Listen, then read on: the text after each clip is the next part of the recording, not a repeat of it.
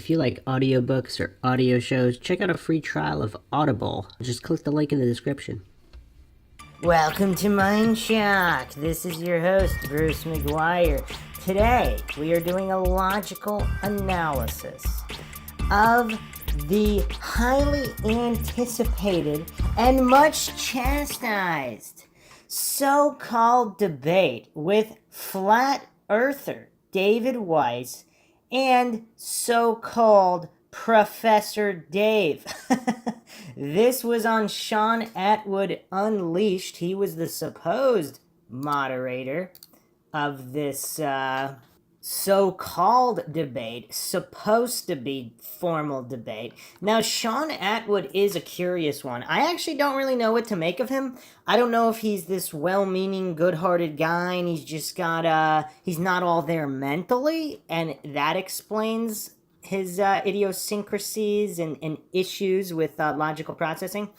But, yeah, this is a rough one because, and we're actually going to be doing something. I haven't done this yet. I've been wanting to do this for a while. We're going to have logical fallacy counters to see who gets demolished and obliterated and absolutely humiliated in this debate. Now, trigger warning. For all of the goofs out there, the Dunning-Kruger goofs that keep commenting on all of these logical analyses, these logical analyses are not about conclusions. We are not even going to be discussing whether the flat earth theory is true or whether the heliocentric globe theory is true or false. Professor Dave might be accidentally correct about what he perceives to be the model of the universe that is true. He's on the heliocentric globe side. Or David Weiss might be correct for all the wrong reasons about why the flat earth theory is true, if the flat earth theory is true. Or if we're living in some kind of simulation and neither is true, whatever the case may be. This is not a podcast about the shape of the earth. This is a podcast analyzing logical argumentation. That is it. That is all. Are the flat earthers' arguments fallacious? Why or why not? Are the globe earthers' arguments logically fallacious? Why or why not? Which one of these goofs has a handle on the information being discussed? Who understands the scientific method? Who understands how controls work? This is what this logical analysis is for. If you do not comprehend that and you choose to continue commenting, I mean, that's perfectly fine. Dunning-Kruger examples are welcome on Mindshock. Feel free to embarrass yourself proving you didn't understand anything presented in the comment section. There's no issue with that. But anybody who wants to have an actual meaningful dialogue about any of this stuff, make sure you understand that point. And if you're one of these goofs who's just that mentally deficient, don't be afraid to invest in a tutor. It could be the best money you ever spent. If your ego doesn't have you on such short strings that you can actually examine the possibility that maybe you don't understand plain English or the basics of science or logic, even on a children's level, it might be a good investment. So, we will get started here. As always, if you find the Mindshock podcast interesting, informative, entertaining, and you want to help bring logic and reason back to a world where it is quickly becoming extinct, you can donate to our PayPal. Just check the link in the description and help us get more mind-shocking content out there. You could also become a YouTube member right here on YouTube for access to exclusive streams and chats. Make sure you subscribe to the channel, hit that bell for notifications, like and share the podcast. Let's spread logic and reason to the world and expose these Dunning-Kruger goofs peddling propaganda. Like and share Twitter, Facebook, Reddit, Patreon. Patrons do get priority for case topic logical analysis, co-podcaster requests. You could also be a guest on the podcast depending on your tier. If you want to debate me, that's perfectly fine. If you have all your logical fallacies locked down and have a very good understanding of them, we could do that as well. Questions, comments, theories, thoughts, suggestions, rebuttals, debunkings of any kind, leave them in the comment section. Now, just to reiterate one more time, because there really are that many Dunning-Kruger groups out there, I am not alleging anything is true or untrue. I am not alleging the flat earth theory is true or untrue. I am not alleging the heliocentric globe theory is true or untrue.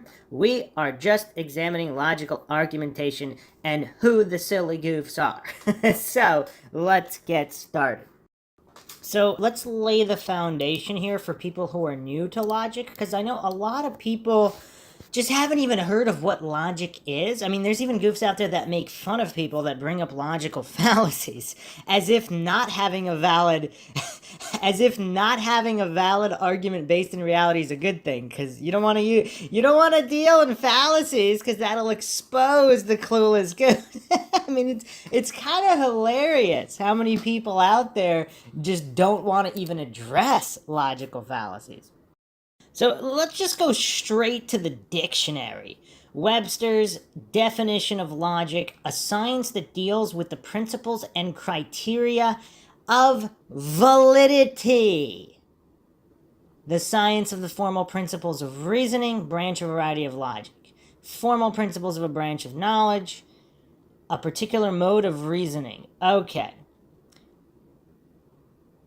So basically, if you are concerned with validity, what is valid, what is not valid, for people who don't know the definition of valid, let's go to Webster's again. So it's either legal efficacy or force, or well-grounded or justifiable, being relevant and meaningful, logically correct, or appropriate to the end in view, okay? So this is just dealing with reality, what's valid or what's not valid. So if you're bringing up faulty logic, or just hallucinations, or blind faith, obviously that's not valid. Just like someone citing to the Bible to try to prove God, or citing to a priest at a church, because other individuals don't necessarily even believe in that religion, but even if they do, those are not valid modes of reasoning. For appeal to authority, obviously all of these things, which I will actually give a quick rundown of logical fallacies right now. So logical fallacies are basically errors in reasoning. The formal definition here, Webster: a fallacy, a false or mistaken idea, erroneous character. So errors or falsities. Okay, so these do need to be exposed, because if anyone is concerned with the truth, particularly if you're dealing in science or physics or anything that's observable reality, observable, testable, again, the scientific method, why would you allow false or mistaken ideas? So for the purpose of this debate, we will actually be having a fallacy counter to see if either one of these goofs gets completely obliterated in formal debate. I mean, people are welcome to give their predictions now. For those that have not seen this debate, is the flat earther Dave Weiss side, is Dave Weiss, the flat earther, going to get demolished and obliterated? Or is it going to be Professor Dave, who's not actually a professor, the globe earther, going to get demolished and wrecked completely? Let's see. So let's do a quick rundown of actual fallacies. So, of course, the straw man logical fallacy, one of the most popular. So basically a misrepresentation of someone's argument to make it easier to attack. By exaggerating, misrepresenting, or just completely fabricating someone's argument, it's much easier to present your own position as being reasonable, but this kind of dishonesty serves to undermine an honest, rational debate. So, this, of course, is one of the most popular ones. False cause fallacy. I mean, this is a really popular one. A presumption that a real or perceived relationship between things means that one is the cause of the other. Many people confuse correlation, things happening together or in sequence, for causation, that one thing actually causes the other to happen. Sometimes correlation is coincidental, or it may be attributable to a common cause. Now, I'm just going to say this right now just to preempt, though. For example, the people arguing that gravity is the cause of things falling, if it's actually electromagnetism, and it pulls the electromagnetic charge is 9.8 meters per second squared. The fact that something falls is not proof that a bigger object attracts a smaller object. I mean, and a lot of these fallacies are combinations of multiple fallacies. They're linked together. Red herrings, hasty generalizations. I mean, a lot of these get roped in together. So that's, I mean, to try to keep it simple, I don't know how I'm going to count. If something is two fallacies in one, I mean, I don't know. Maybe we'll count that. We'll see how it goes. Again, this is my first time doing a counter for fallacies in a debate, but I'll probably do it from now on just so it can be more clear which side argues completely fallaciously and which side does not, regardless of what the real truth is. I think I'm gonna have to keep reiterating that just there's so many goofs out there that just get triggered at the very notion of examining arguments instead of conclusion. I mean, so many silly goofs out there. But yeah, the false cause, definitely an issue. Appeal to emotion, basically an attempted manipulated emotional response in place of a valid or compelling argument. These are, of course, stacked on top of logical fallacies. Appeals to emotion include appeals to fear, envy, hatred, pity, pride, and more. It's important to note that sometimes a logically coherent argument may inspire emotion or have an emotional aspect, but the problem and fallacy occurs when emotion is used instead of a logical argument, or to obscure the fact that no compelling rational reason exists for one's position. Everyone bar sociopaths is affected by emotion, and so appeals to emotion are a very common and effective argument tactic, but they're ultimately flawed, dishonest, and tend to make one's opponents justifiably emotional. For example, in the gun control debate, I mean, people randomly throw out, oh, you want school children to die. That's your justification. I mean, that's also a straw man, obviously, and an appeal to emotion. I mean, it's just, it's insane how that's used as an argument when, well, the other thing that's also kind of weird is if you look at the amount of governments that have killed their own citizens after confiscating their weapons, I mean, you're talking hundreds of millions of people.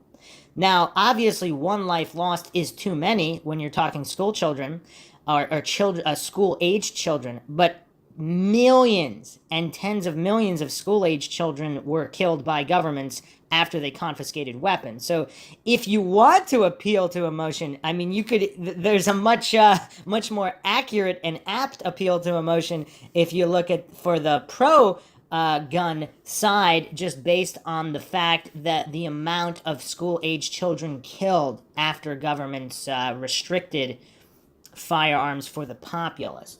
So again, appeal to emotion is very common in that debate as well. Or even in certain medical treatments. Oh, you want everybody to die. Never mind that there's no evidence that the treatment actually works, or the proposed treatment might actually make everything worse and kill even more people. But obviously the goofs engaging in appeal to emotional logical fallacies, they're obviously not concerned with actual facts or statistics.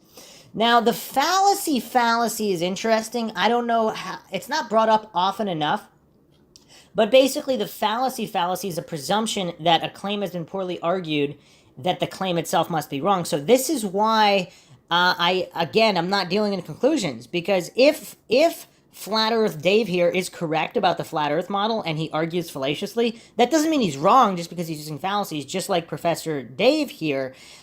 He might be a complete and utter clueless buffoon with a mental disability with zero valid arguments, but he might accidentally hold the correct position of a heliocentric globe. So the fallacy is also important to keep in mind. The slippery slope logical fallacy, so this is also, there could be overlap here with the false cause. But the slippery slope states that if A happens, then Z will eventually happen too, therefore A should not happen. The problem with this reasoning is that it avoids engaging with the issue at hand and instead shifts attention to extreme hypotheticals. Because no proof is presented to show that such extreme hypotheticals will in fact occur, this fallacy is the form of an appeal to emotion fallacy by leveraging fear. In effect, the argument at hand is unfairly tainted by unsubstantiated conjecture. So this is actually popular with the climate grifters. So there's, with over 50 years of failed predictions by so-called climate scientists, they're actually scientists and priests. I mean, they were predicting an ice age in the 70s. Even the head of NASA's GISS Jim Hansen, in 1988, he said that in 20 years, New York City's west side will be underwater. I mean, these goofs, their predictions are always wrong, and then they're trying to obviously do all these carbon taxes and line the pockets of the corrupt by appealing to emotion. Oh, our planet is going to be destroyed and we're all going to die. So, and obviously they're not, they interpret all the data to make it seem like there's actual warming. But again, if you look at the raw data, which is freely available on NOAA, you could see that there's actually 1 degree of cooling, and if you factor in a roughly 1 degree margin for error, because of course, there's no such thing as perfect technology and perfect measurements, I mean, there's basically been no difference. But if you look at even all of history, the amount of natural disasters and lives lost and property damage as a result of disasters, I mean, it's dropping so exponentially. It's just crazy. So obviously this slippery slope stacked on top of appeal to emotion, this is popular with the climate grift crowd. And again, that doesn't mean there's no actual climate change. Obviously the climate is always changing and there's always cycles. And the question is, does solar activity, does that control 99.999999999999999% of all climate on Earth? Therefore, any kind of carbon emission restriction, it would have no measurable effect. Now, if you're claiming it will have a measurable effect, obviously the burden of proof is on positive claims, and we'll get to the shifting the burden of proof logical fallacy in a moment. So the burden of proof basically trying to say that the claim doesn't lie with the person making the claim, but someone else has to disprove it. Now, this is popular, of course, for the moon landing cultists, those who worship at the Church of NASA. They claim that you have to prove that the landing didn't happen, and that it's not suspicious that thousands of reels of telemetry data of supposedly the greatest accomplishment in the history of mankind just accidentally lost, that the moon rocks that actually are allowed to be tested turn out to be petrified wood from Arizona. I mean, but none of that is suspicious, and it's still up to the scientifically skeptical who don't believe in these churches and corrupt institutions. It's up to them to disprove the moon landing instead of extraordinary claims requiring extraordinary evidence. Because, of course, one is not called upon to prove a negative. If someone claims there's a flying spaghetti monster in the sky and we all have to pay taxes to it, otherwise it's going to cause all the volcanoes to erupt and kill the earth, we're not just going to take that on faith. They have to prove it. Now, maybe it really is there. If it's an invisible interdimensional spaghetti monster, it might be there. I'm not saying it's not there. It's just there's no reason for someone to believe it unless the burden of proof is met. So burden of proof, of course, lies with someone making the claim, not upon anyone else to disprove. The inability or disinclination to disprove a claim does not render that claim invalid, nor does it give it credence whatsoever. However, it is important to note that we can never be certain of anything, so we must assign value to any claim based on available evidence, and to dismiss something on the basis that it hasn't been proven beyond all doubt is also fallacious reasoning. Again, that's why on Mind Shock, I do not claim anything is true or untrue. Now, obviously, the goofs hallucinate and strawman that I do, but obviously I don't. I say that explicitly. So, with Russell's teapot, Bertrand declares that a teapot at this very moment in orbit around the sun and between the Earth and Mars, and because no one can prove him wrong, his claim is therefore a valid one. But if he's claiming that, he must prove that. That's the whole point. And this is one of the fundamental fallacies, along with strawmanning and appeal to authority, that the gullible goofs who just believe everything they see on the idiot box. Now, Professor Dave here, I mean, I'm going to guess that he's going to have a whole lot of burden of proof fallacies, because he's hallucinating and pretending everybody should take on faith that all of these theories that he's purporting without supplying the evidence. Because if the theory is true, he should be able to clearly and succinctly prove why his house of cards is not a house of cards. Because if they're legitimate points and not a house of cards, because he's stacking theories upon theories, and then he's going to start name-calling, of course, which is an ad hominem logical fallacy, which also is one of the most popular fallacies. Ad hominem fallacy is basically an attack on the person. So you call them an idiot, you call them stupid, you can call them a liar. Even if those things are true, they have nothing to do with the argument, And so this fallacy, of course, instead of addressing the argument or position, it's an irrelevant attack on the person or an aspect of the person who is making the argument, or the attack can be made to a membership or group. For example, saying, well, you flat earthers are doing this, or you globe earthers are doing this. So this is also this can be tied into a hasty generalization logical fallacy as well. And a hasty generalization fallacy, also called an overgeneralization fallacy, is making a claim based on evidence that is too small. For example, you say, oh, well, all conspiracy theorists are crazy. So, yeah, obviously a certain amount of conspiracy theorists are crazy, but a hasty generalization logical fallacy would basically be, it's also related to a compositional logical fallacy, parts to a whole. Again, like I said, a lot of these fallacies are interrelated. We're going to try to keep it as simple as possible, but this is Mindcheck, so I also want to be as accurate as possible. But, or saying like coincidence theorists are gullible goofs, or if you're a Church of NASA worshiper, you don't understand the scientific method. So obviously, a certain percentage of those goofs don't, but some of them might, and they're just either their cognitive dissonance or other issues, or they're just arguing dishonestly, would prevent them from addressing that. So hasty generalization, also a very common fallacy. So also somewhat related is the tu quo qui logical fallacy.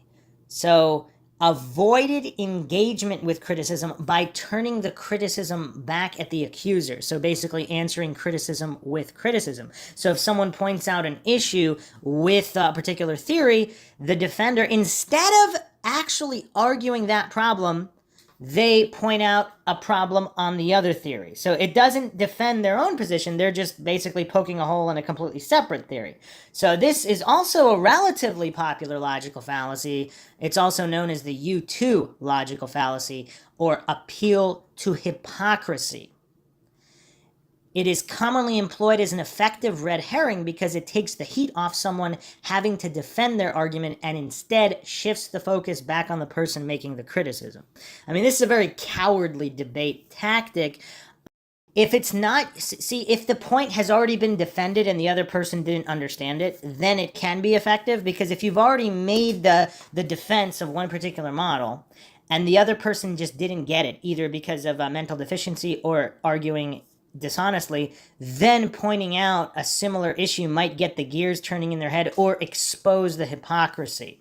So it's not that they should never see. The thing is, these fallacies aren't fallacies unless they're used in place of an actual argument. So, for example, if one of these guys in this debate, either the flat earther or the globe earther, if they actually do address a point and argue effectively and then add on, "You're an idiot," it's not a logical fallacy, because it's not used in place of the argument. Like, for example, when I call people Dunning-Kruger goofs, I clearly outline their deficiency in their fallacy and all points relevant here.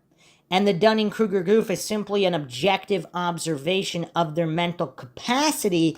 I don't use that in place of any kind of argument. I know that's an issue. A lot of people have a hard time with it. But yeah, so if you're using it in addition to, unlike instead of, then it's technically not a logical fallacy.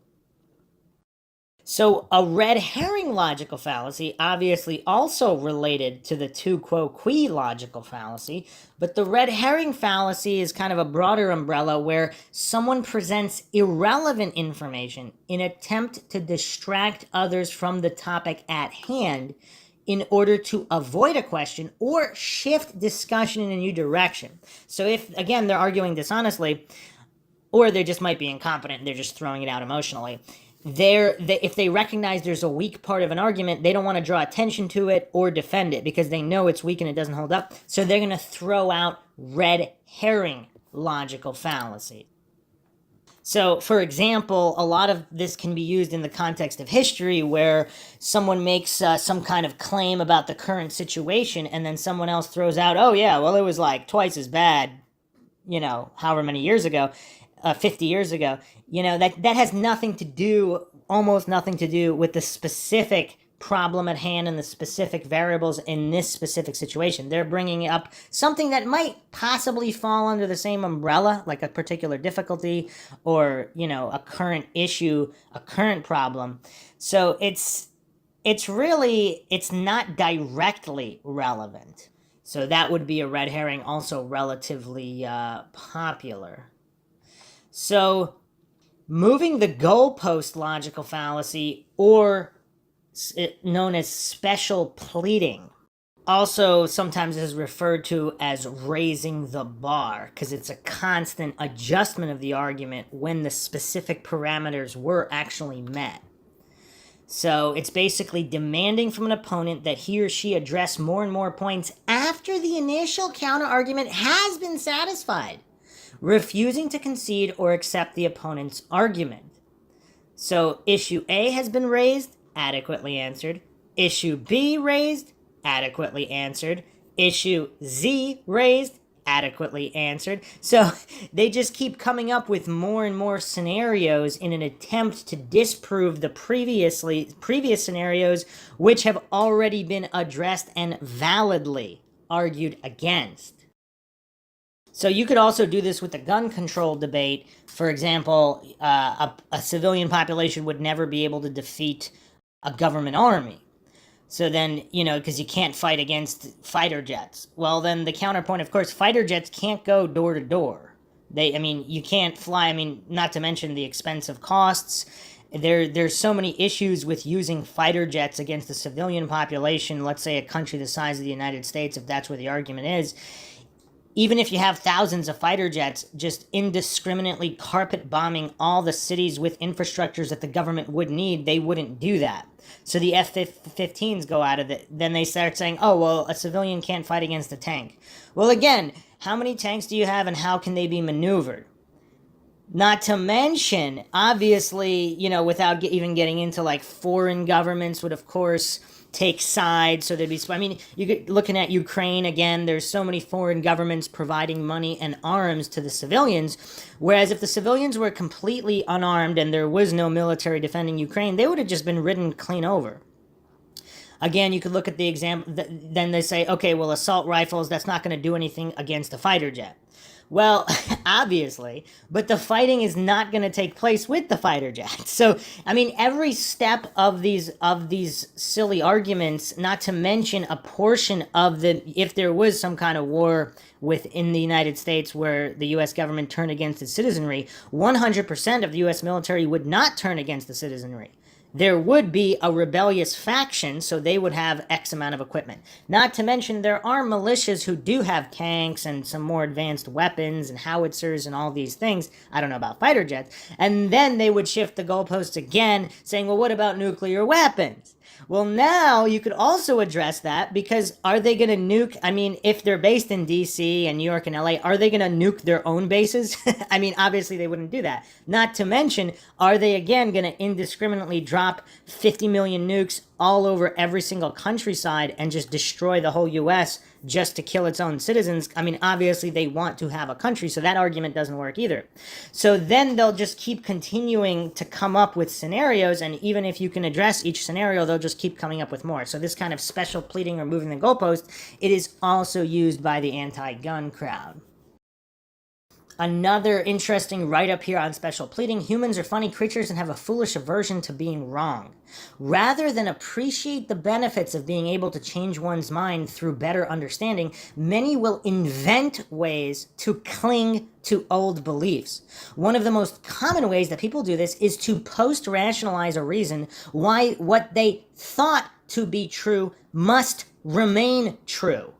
It's usually very easy to find a reason to believe something that suits us, and it requires integrity and genuine honesty with oneself to examine one's own beliefs and motivations without falling into the trap of justifying our existing ways of seeing ourselves and the world around us. Next fallacy here, loaded question, the loaded question logical fallacy. You asked a question that has a presumption built into it so that it couldn't be answered without appearing guilty. And this is also connected to a circular reasoning logical fallacy, which I'll get to in a moment. But the loaded question is particularly effective at derailing rational debates because of their inflammatory nature. The recipient of the loaded question is compelled to defend themselves and may appear flustered or on the back foot. So a funny example listed here on pesec.no. Example, Grace and Helen were both romantically interested in Brad. One day, with Brad sitting within earshot, Grace asked in an inquisitive tone whether Helen was still having problems with her drug habit.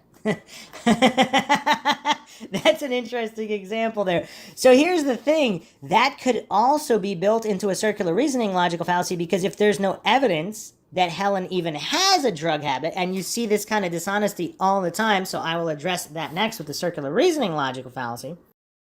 So circular reasoning, sometimes interchangeably used with begging the question. I mean, there are slight differences. Again, if for the sake of brevity, I'm just going to do a super quick overview here. So to beg the question is to assume what we are trying to prove, and the conclusion is stated or assumed in the premises. For example, God exists because the Bible says so. The Bible is true because it is the Word of God. So this kind of it's also kind of an appeal to faith in a way, because, for example, someone says, oh, well, NASA is the official space agency, and they said this, they went to the moon, therefore the astronauts went to the moon, they also said they went to the moon, they work for NASA, NASA wouldn't lie, therefore it's true. But if someone doesn't believe in NASA, similarly, someone doesn't believe in the Bible, you can't use the Bible to prove something is true just because it's in the Bible. That's why it's a circular reasoning logical fallacy. So this logically incoherent argument arises in situations where people have an assumption that is very ingrained. Therefore, taken in their minds as a given, circular reasoning is bad mostly because it's not very good. So, for example, if somebody is using gravity to prove something else, they can't comprehend that if gravity is an unproven theory, it's not mass attracting mass, but, for example, electromagnetism, they will never address that because they're either that mentally deficient or they're arguing dishonestly. So they'll say, well, how does gravity work on this? But if gravity is not working by mass attracting mass, then that question isn't valid to begin with. So obviously, this is also a very popular one. We're going to see it a lot. Another relatively popular one is anecdotal. Anecdotal logical fallacies are personal experiences or isolated examples instead of sound arguments or compelling evidence. Also, see, statistics, in order to have meaningful statistics, like, let's say you know somebody who got shot in the head point blank and survived, you can say, well, guns aren't that deadly. I know a guy who got shot in the head point blank and he survived. That's an anecdotal example. I mean, yeah, it might be true. Nobody's debating that, but that doesn't mean that 99% or more than 99% of the time somebody shot in the head with a gun is going to die, therefore guns are deadly. Even if you know two people that got shot in the head, or a couple people who were shot not in the head and they all survived, so you're saying, well, guns technically aren't that deadly because I know these couple of people that survived. That's, of course, an anecdotal logical fallacy. It's often much easier for people to believe someone's testimony as opposed to understanding complex data and variation across a continuum. Quantitative scientific measures are almost always more accurate than personal perceptions and experiences, but our inclination is to believe that which is tangible to us and or the word of someone we trust over a more abstract statistical reality. Also, of course, with you could use this example with other things like cigarettes or certain medical treatments where somebody might get the medical treatment and they don't die, therefore they declare the medical treatment safe. And of course, they could have gotten simply a saline solution instead of the actual medical treatment, and they wouldn't have known the difference because how would they know either way? And then they claim it is safe because them and their family and everybody they know got the specific medical treatment while ignoring all the people who died from side effects of the medical treatment. The middle ground logical fallacy, I mean, this one's not extremely popular, but you do see it kind of stating, oh, well, we do need certain types of medical treatments, so therefore these corrupt big pharmaceutical companies, they can't be completely useless. There's a place for them. We need a certain amount.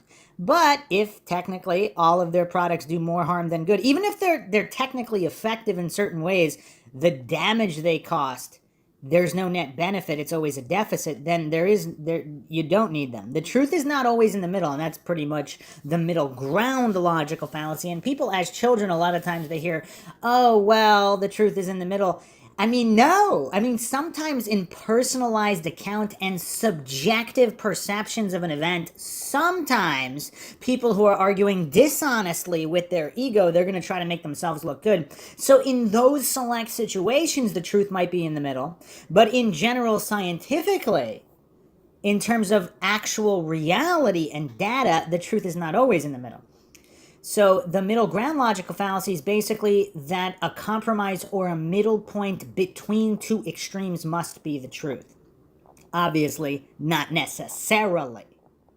Much of the time, the truth does indeed lie between two extreme points, but this can bias our thinking. Sometimes a thing is simply untrue, and a compromise of it is also untrue. Halfway between truth and a lie is still a lie. Another relatively popular logical fallacy is the cherry-picking logical fallacy, or the fallacy of incomplete evidence.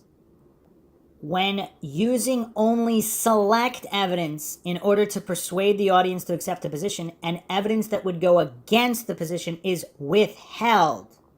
The stronger the withheld evidence, the more fallacious the argument. I'll bring up gun control again, because this is such an easy one to fall for fallacies, where basically all of the people say, oh, well, guns are dangerous. Look at all these people killed by guns, while ignoring, at least in the United States, the millions of lives saved by guns. So the millions of instances where criminals were repelled by the presence of a gun. So if you didn't have that presence, I mean, you could be looking at a lot more deadlier situations. So that's a really big critical data point that the anti-gun nuts always ignore, the amount of lives saved. So they hallucinate that by removing guns from law-abiding citizens, or making it more difficult for law-abiding citizens to get guns. Obviously, criminals don't follow law, so that wouldn't affect the criminals getting their guns on the black market or otherwise. So this kind of withheld evidence is so extreme, because not only do they hallucinate that lives would have been saved anyway, as if a crazed killer wouldn't use a handgun if they didn't have an AR. Obviously, handguns are primarily used to kill people in the United States, but also school-aged children. So they only look at mass shootings, and they ignore single incident shootings, which claim thousands and thousands of more lives than isolated mass shootings. Not that isolated mass shootings aren't horrible. Obviously they are. A single life lost is horrible. But having countless single life lost situations ignored to try to focus only on particular, as if the anti-gun nuts only seem to care about children killed in school or mass shootings, and they don't care about individual gun murders, like in these capitals, gun murder capitals like Baltimore and Chicago and all these cities where they have the most restrictive gun laws, which obviously only causes an increase in crime because only the criminals have the guns there, and they feel more comfortable to act with impunity because they know most of the population will be unarmed. Whereas if you look at countries where they have an armed populace and there's a lot of guns in the hands of law-abiding citizens, they statistically have the lowest gun homicide rates. And then you could also look at countries that have banned guns, and you can see their murder rates and criminal rates spike right after because the criminals are emboldened. I mean, this isn't rocket science. Criminals don't follow laws. I don't know why it's difficult to understand, but these cherry-picking logical fallacies are really popular in gun control debates as well. Another logical fallacy that's really popular by globe earthers and some flat earthers is the reification logical fallacy. This is a fallacy that does not get talked about, but it's really, really important. Reification is a logical fallacy that results from treating an abstraction as a concrete thing. It is associated with taking ideas too far until they become rigid and oppressive. A concrete thing is undeniable and measurable. Treating your abstract thoughts in the same way tends to be illogical.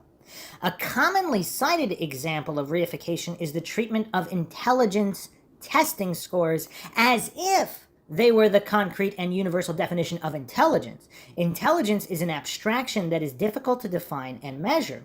So there's a couple different ways to do this. I mean, some people, again, this can be tied to appeal to authority, the appeal to authority logical fallacy, which I'll go over next, but basically saying, oh, well, the higher the degree, the smarter the person, and as if that's a concrete. Because obviously, indoctrinated goofs that jump through hoops like circus animals for treats like degrees, they actually are really good at regurgitation and submissively doing what their masters in the indoctrination facilities tell them to do in order to get their doctorate or masters. A lot of the time, they're Dunning-Kruger's off the charts because they assume and hallucinate that obedience is somehow related to intelligence while inside an indoctrination facility. Because if you look at throughout the past generations, I mean, the majority of everything that's taught in schools, aka indoctrination facilities, it's either wrong, it's either completely wrong or partially wrong. I mean, you could look at any subject other than English grammar and basic math. Everything else has been either completely or partially wrong or propagandized in some fashion. So they're learning all these theories. Look at the theories that were prevalent 100 years ago versus now in psychology, in archaeology. I mean, all the sciences. I mean, everything is changing. So it's really silly to believe in this logical fallacy. Another point that's made, this is tied to a compositional logical fallacy. So the compositional logical fallacy basically infers that something is true of the whole from the fact that it's true of some part of the whole. So this would be the opposite of the fallacy of division. The fallacy of division is inferring that something is true of one or more of the parts from the fact that it is true of the whole. So if A is part of B, then B has property X, therefore A has property X. Example, his house is about half the size of most houses in the neighborhood, therefore his doors must all be about 3.5 feet high. Of course, quite silly. So the fallacy of composition is the opposite of that. Something is true of the whole from the fact that it is true of some part of the whole. So A is part of B, A has property X, therefore B has property X. Example, each brick in that building weighs less than a pound, therefore the building weighs less than a pound. Or hydrogen is not wet, oxygen is not wet, therefore water, H2O, is not wet. So again, with these compositional logical fallacies, they can also be tied to the hallucination of the causal logical fallacy. So basically, just because part of something is true, the whole is true, or just because something was started, it was finished. For example, if you see a rocket launch, that must mean they went to the moon because the rocket launched. I mean, that's pretty silly. So if you can prove you left your driveway, that doesn't mean you drove from New York to LA just because there's a bunch of witnesses of you leaving LA. So this is all quite silly, of course. Going back just for a second to the reification logical fallacy, a lot of times this is all tied together where the abstract is hallucinated to affect everything. For example, people that claim that the Earth is a globe because gravity affects everything. So then they'll rope in, oh, well, what about satellites? What about all of these things that prove gravity? So they're tying in the circular reasoning logical fallacy with the reification logical fallacy, as well as compositional logical fallacies, creating the illusion that all of these pieces are interdependent and based on theories that have already been proven. Obviously, they could be working that way for completely different reasons than assumed. And that's where the burden of proof logical fallacy comes in, because they have to prove each point independently instead of hallucinating and roping in all of these points together. So the last two fallacies we're going to go over is the appeal to authority logical fallacy. So just because an authority thinks something, therefore it must be true. It's important to note that the fallacy should not be used to dismiss the claims of experts or scientific consensus. Appeals to authority are not valid arguments, but nor is it reasonable to disregard the claims of experts who have demonstrated a depth of knowledge. Okay, now here's the problem with this. There's experts on both sides of every issue ever. For example, anti versus pro. Nobody's an anti because they believed somebody living in their mom's basement posting a GeoCities blog. It's because these accomplished doctors published all these books and papers arguing against the use of. So there's doctors on both sides of the issue. That's where conflict of interest also comes in, because obviously the doctors paid by the pharmaceutical companies would be more likely to endorse those products, especially if they're getting kickbacks. And this has all been obviously proven to the tune of billions of dollars in court documents. I've posted these links all the time. You could look at the court cases. I mean, for example, Pfizer is the most fined pharmaceutical company in history with billions in fines for fraud. Now, again, that doesn't mean their products don't work. That just means they have billions ruled against them for fraud. Make of that what you will. Appeal to authority also, for example, in the tobacco industry, paid off a bunch of doctors and scientists saying that cigarettes are safe. But you also had doctors on the other side. This is why this fallacy is so silly, because there's experts on both sides of every issue. So you're basically just citing to an opinion. Also, this is kind of like an appeal to faith, to blind faith. Because this NASA priest said this, it must be true. Very silly, just like a priest at a church. Just because they said something doesn't mean it's true. Just because they claim to talk to God, that doesn't mean they actually do and have the actual real knowledge of anything. There's actually we got to go over a couple more fallacies. No True Scotsman logical fallacy, relatively popular. You made what could be called an appeal to purity as a way to dismiss relevant criticisms or flaws of your argument. In this form of faulty reasoning, one's belief is rendered unfalsifiable, because no matter how compelling the evidence is, one simply shifts the goalpost so that it wouldn't apply to a supposedly true example. This kind of post-rationalization is a way of avoiding valid criticisms of one's argument. Example, Angus declares that Scotsmen do not put sugar on their porridge, to which Lachlan points out that he is a Scotsman and puts sugar on his porridge. Furious, like a true Scot, Angus yells that no true Scotsman sugars his porridge. So this kind of added subjectivity.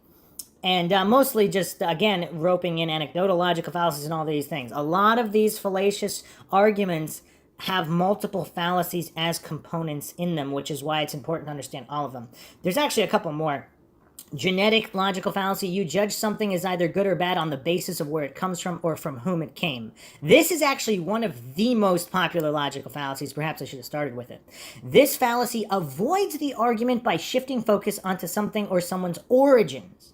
It's similar to an ad hominem fallacy in that it leverages existing negative perceptions to make someone's argument look bad without actually presenting a case of why the argument itself lacks merit. The most popular example of this is those with Trump derangement syndrome. Any argument they don't like or don't even want to process, they'll just say, oh, well, that person's a Trump supporter. So somebody could be screaming, 1 + 1 is 2. Nah, that's not true. They're a Trump supporter because they're wearing a MAGA hat. Or the argument I used to give before Trump derangement syndrome was a thing is, let's say a homeless bum druggie screaming on the street corner, 1 + 1 is 2. You say, oh, well, they're a homeless druggie. You can't trust what they say, even if they're screaming the ABCs in the actual correct order. Their argument is legitimate. They're saying something is true, but you're not even going to listen to the argument based on who they are. That is a genetic logical fallacy. Very, very silly.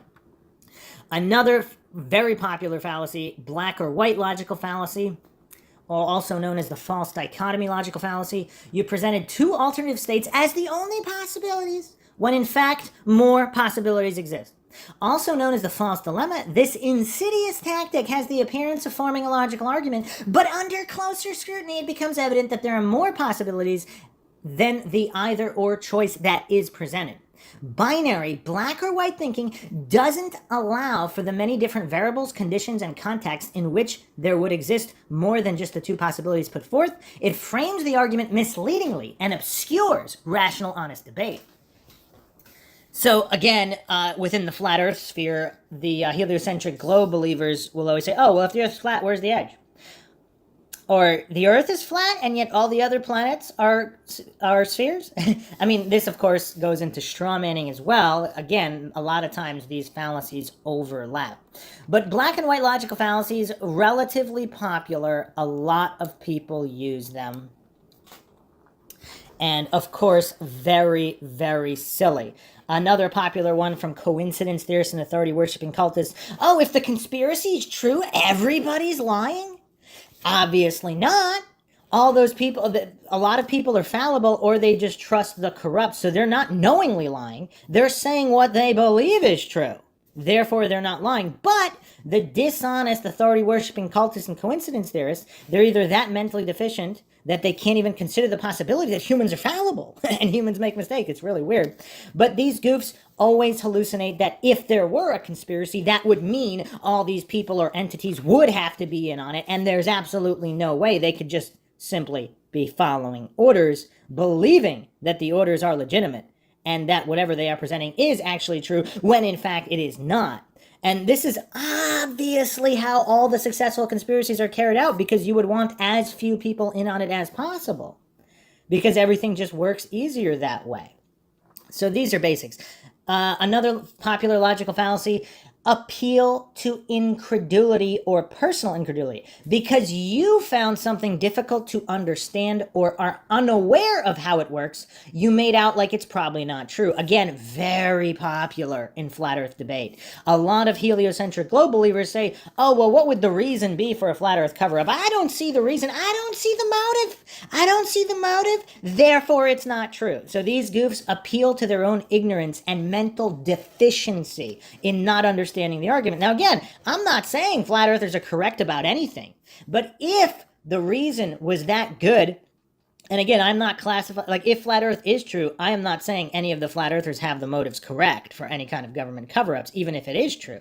Because a lot of conspiracies, alien, some of these Illuminati conspiracies, unless you have all these top-level clearances to know what the truth is, how would you know what the motive was, even if the conspiracy is true? And some of these far-reaching conspiracies that some find incredibly incredulous, the motive would have to be highly classified. Because if the motive was that easily well known, there'd be no reason for the cover-up. So again, this is something these authority-worshipping cultists and coincidence theorists, they're so mentally deficient, they can't even understand these basic children's level logical fallacies. The last fallacy we're going to go over here is the bandwagon logical fallacy, or the appeal to popularity. This is also relatively a popular logical fallacy as well. So, appeal to popularity, or the fact that many people do or believe something as an attempted form of validation. The flaw in this argument is that popularity of an idea has absolutely no bearing on its validity.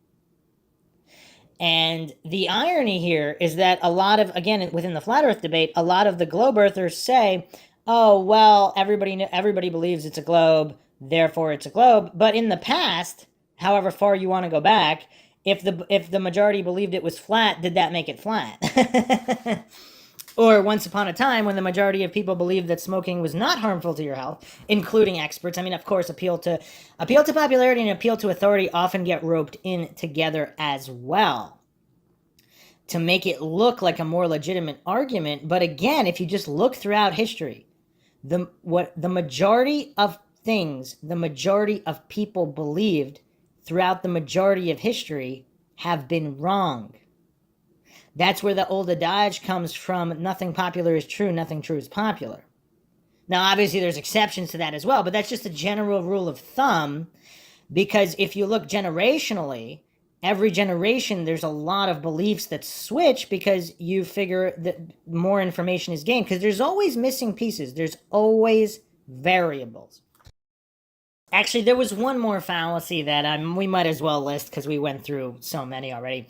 Appeal to ignorance. This is related to the shifting the burden of proof logical fallacy, but not exactly. So, appeal to ignorance is a logical fallacy that occurs when someone claims that a conclusion must be true if it hasn't been proven false, or false if it hasn't been proven true. The burden of proof logical fallacy is mostly just regarding positive claims. This is regarding either stance.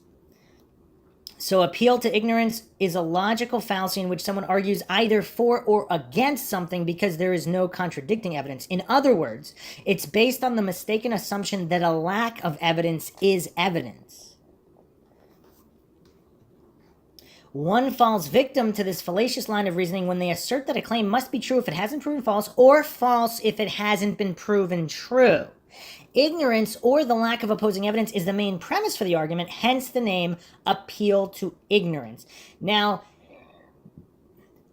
this is really, really tricky for some, but I'm going to attempt to break it down as simple as possible. So this is also related to falsification is not dependent on replacement. It's independent of replacement. So if you can falsify something, you don't need to replace it with something else. A lot of goofs, especially in scientific debates, for whatever reason, they say, well, if you can't come up with something else, we're going to keep going with this. I mean, that is so dumb. Let's say you're a police detective and you only have one suspect and they have motive, means, and opportunity, maybe. But then you come across some evidence that disqualifies them as a suspect, but you can't come up with any other suspects. So you just continue going with them. And, well, it still must be them. Even though all of a sudden an alibi came up. Oh, well, they showed up on some security footage. Maybe it's doctored, maybe it's not. Well, it doesn't have to be them simply because they're not aware of other suspects. Especially if you poke enough holes where you disprove that it's them, or there's enough doubt that there's a strong possibility it's not them. There's simply nothing but really vague circumstantial evidence that won't hold up in any court of law. But because you're ignorant of any other possible theories, that doesn't mean everybody just needs to go with that one. This is also popular in flat earth debate, where people say, oh, well, if you can't come up with a better theory, you have to just keep going with the theory that has so many holes. This is actually used by both flat earthers and globe earthers, so it's an interesting one. All right, now that we have laid out all these fallacies, I know that took a little longer than I thought, but we're finally going to get into the debate, and we are going to have the fallacy counters up to see which side has the most fallacies, and if any, and we'll see if there's an obliteration coming, which I believe there will be. So let's get started here. Right, without any further ado, let us bring in the guest for the Flat Earth debate. Here we go. Here's Flat Earth David. Hey, David, how's it going? Hey, what's going on? Thanks for having me. This Thank you for coming back. Going to be interesting for sure. It's going to be very interesting, isn't it? And Professor Dave. Howdy. Thank you for coming on for the first time. Thanks for having me. Congratulations on your YouTube success, man. 2 million subs. That's phenomenal. Thank you. Yeah. This is the first time I think a real flat earther, I'll call myself a real flat earther, has spoken direct with Professor Dave, as he normally does videos, that just go out and pretty much straw man us, whether you know it or not, or gaslight us, and then there's really no way to respond because... No, so you've never seen my channel ever and have no idea what I do because I make academic tutorials. So... okay, how would we phrase that? Is that a logical fallacy there? Actually, we forgot one more. There's appeal to humor. So the appeal to humor logical fallacy is the use of humor to ridicule an opponent and or direct attention away from the issue at hand. In Latin, this is called argumentum ad festivatum and reductio ad absurdum. Like name-calling, red herring, and straw man, the appeal to humor is a fallacy that manipulates through distraction. So, I mean, I don't know. I'm going to avoid putting anything on the counter thus far because we're still in the intro, so I guess this wouldn't be part of the debate. But Dave, right off the bat, I mean, Flat Earth Dave here has made a claim that so-called Professor Dave has strawmans the Flat Earthers' arguments in order to appear to debunk them, which is actually true if you look at his channel. And Professor Dave responds with so sarcastically, again, sarcasm, a form of humor, that he hasn't seen his channel, as if he doesn't do this. Now, neither one actually demonstrated exactly how they do that, so even though Flat Earth Dave is technically correct here, I'm going to give Professor Dave the benefit of the doubt since the formal debate has not officially started and we're still on the intros. I won't put that on the counters. I have, but your flat Earth stuff is gaslighting us essentially. Is devastating and destroys flat Earth easily. Absolutely. So It started Big straw man. Oh, he says that they think the Earth is flat. What a straw man. Oh man, so that's obviously not the straw man. So he just straw manned the allegations on the straw man. We're starting it now because I actually can't recall anyone in a debate ever straw manning on top of a straw man like Professor Dave just did. Because clearly the belief that's not the straw man. This is already hilarious and we're just getting started. So that's one logical fallacy count for Professor Dave right out of the gate. Just because it was a straw man on top of the straw man, I gave him a benefit of the doubt on the first one, but now we're firmly in straw man logical fallacy. I'm with you. Listen, I don't mean to come off that way. Would it be okay to look for some common ground? Can I just ask a couple of quick questions, Dave? You good with that? Whatever you want to do, man. Yeah, I'm just for, to see if we have any common ground. Do you believe we went to the moon? Yeah. Okay. Do you believe that governments are here, especially the American government, for the people's well-being? It's a pretty complicated question. Okay, you don't have to answer it. That's fine. That's good. Do you believe that there's censorship going on YouTube? Yes. Some stuff is deprioritized in the algorithm. I don't know if that qualifies as censorship. Deprioritized. So he's saying that there is no censorship. So there's a clear difference here. So this is obfuscation. You could classify this under red herring because clearly YouTube flat out removes content, which is censorship. He's talking about now. He's obfuscating by saying that there is deprioritizing, which is also true. This is kind of a form of shadow banning or not recommending certain subjects or whatever, or being very selective where certain so-called controversial subjects, you will get the attempted debunking, whether or not the debunking is valid or not on many controversial issues. That'll come up first when you search certain topics. And the debunking of those debunkings will never come up when you search those. They will not be prioritized. So what Professor Dave just said is technically true. So that's two logical fallacies for Professor Dave at this moment. Now, how could he not know that YouTube censors and flat out removes? I'm assuming this is dishonesty. Now, again, I don't know. Perhaps Professor Dave has a mental disability and he is being honest and he simply does not have the processing power. I'm not going to assume to know what his psychological issues are or whether he's arguing in good faith or playing stupid and not arguing in good faith or whether he's actually that dumb. I don't know. And is the news here to inform or to fill us with propaganda? The news is largely propaganda. None of that has anything to do with the shape of the Earth, so I don't know what the hell you're even talking about. Literally none of that has to do with the shape of the Earth. So now, Sean Atwood definitely looks like a guy with a mental disability. Because why is he laughing? Clearly, because we're talking about appeals to authority, scientism, these corrupt institutions that run universities and media platforms. I mean, this is all common knowledge to anybody who's not a complete religious fanatic in terms of being an authority-worshipping cultist who never questions anything coming from perceived authorities. But Sean Atwood here, I mean, if he's listening to this, I mean, he chooses that moment to laugh hysterically. I mean, he might not be all there in the head. I mean, this is shaping up to be quite entertaining. You're really off to a bad start already. Just looking for some common ground. That's all. Well, if we both don't like the government, therefore the Earth is flat. Wow, another straw man. Fallacy number 3, because that's clearly not what Flat Earth Dave clearly outlined his intention of seeing if they have any common ground in order I'm assuming he wanted to build arguments off of that, or even if not, even just small talk, making conversation at the beginning. And now Professor Dave, I mean, you could put that, I'm not going to give him 2 fallacies here, because again, he's trying to be humorous with the straw man. And technically it is both, but I'm going to give him the benefit of the doubt and just put it in as a straw man because a lot of straw men are funny. So technically, to keep this as accurate as possible, appeals to humor will be I will put fallacies there that are not also other fallacies. So I'm not going to double up on that one. The common ground is then we're going to try and keep talking points to 3 minutes each, responses to 2 or 3 minutes each, so we could get through this hour, and everyone could get an equal share of the time involved here. And I think the first point that we've got up on the list is, what is gravity? You want to go first, Dave, or you want me to go?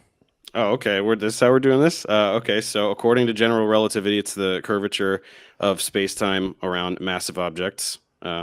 And so this is one of the easiest ways to know that the Earth is a sphere, because everything we see, everything, including the Earth, right, very large, massive objects are crushed into sphere. That's why stars, planets, moons, everything pretty much is spheres. So you can now go ahead and do your electric gravity bullshit, and then I'll explain to you why it's stupid. Okay, so we have 2 fallacies there, because notice how he didn't provide the proof for, he just listed the theory.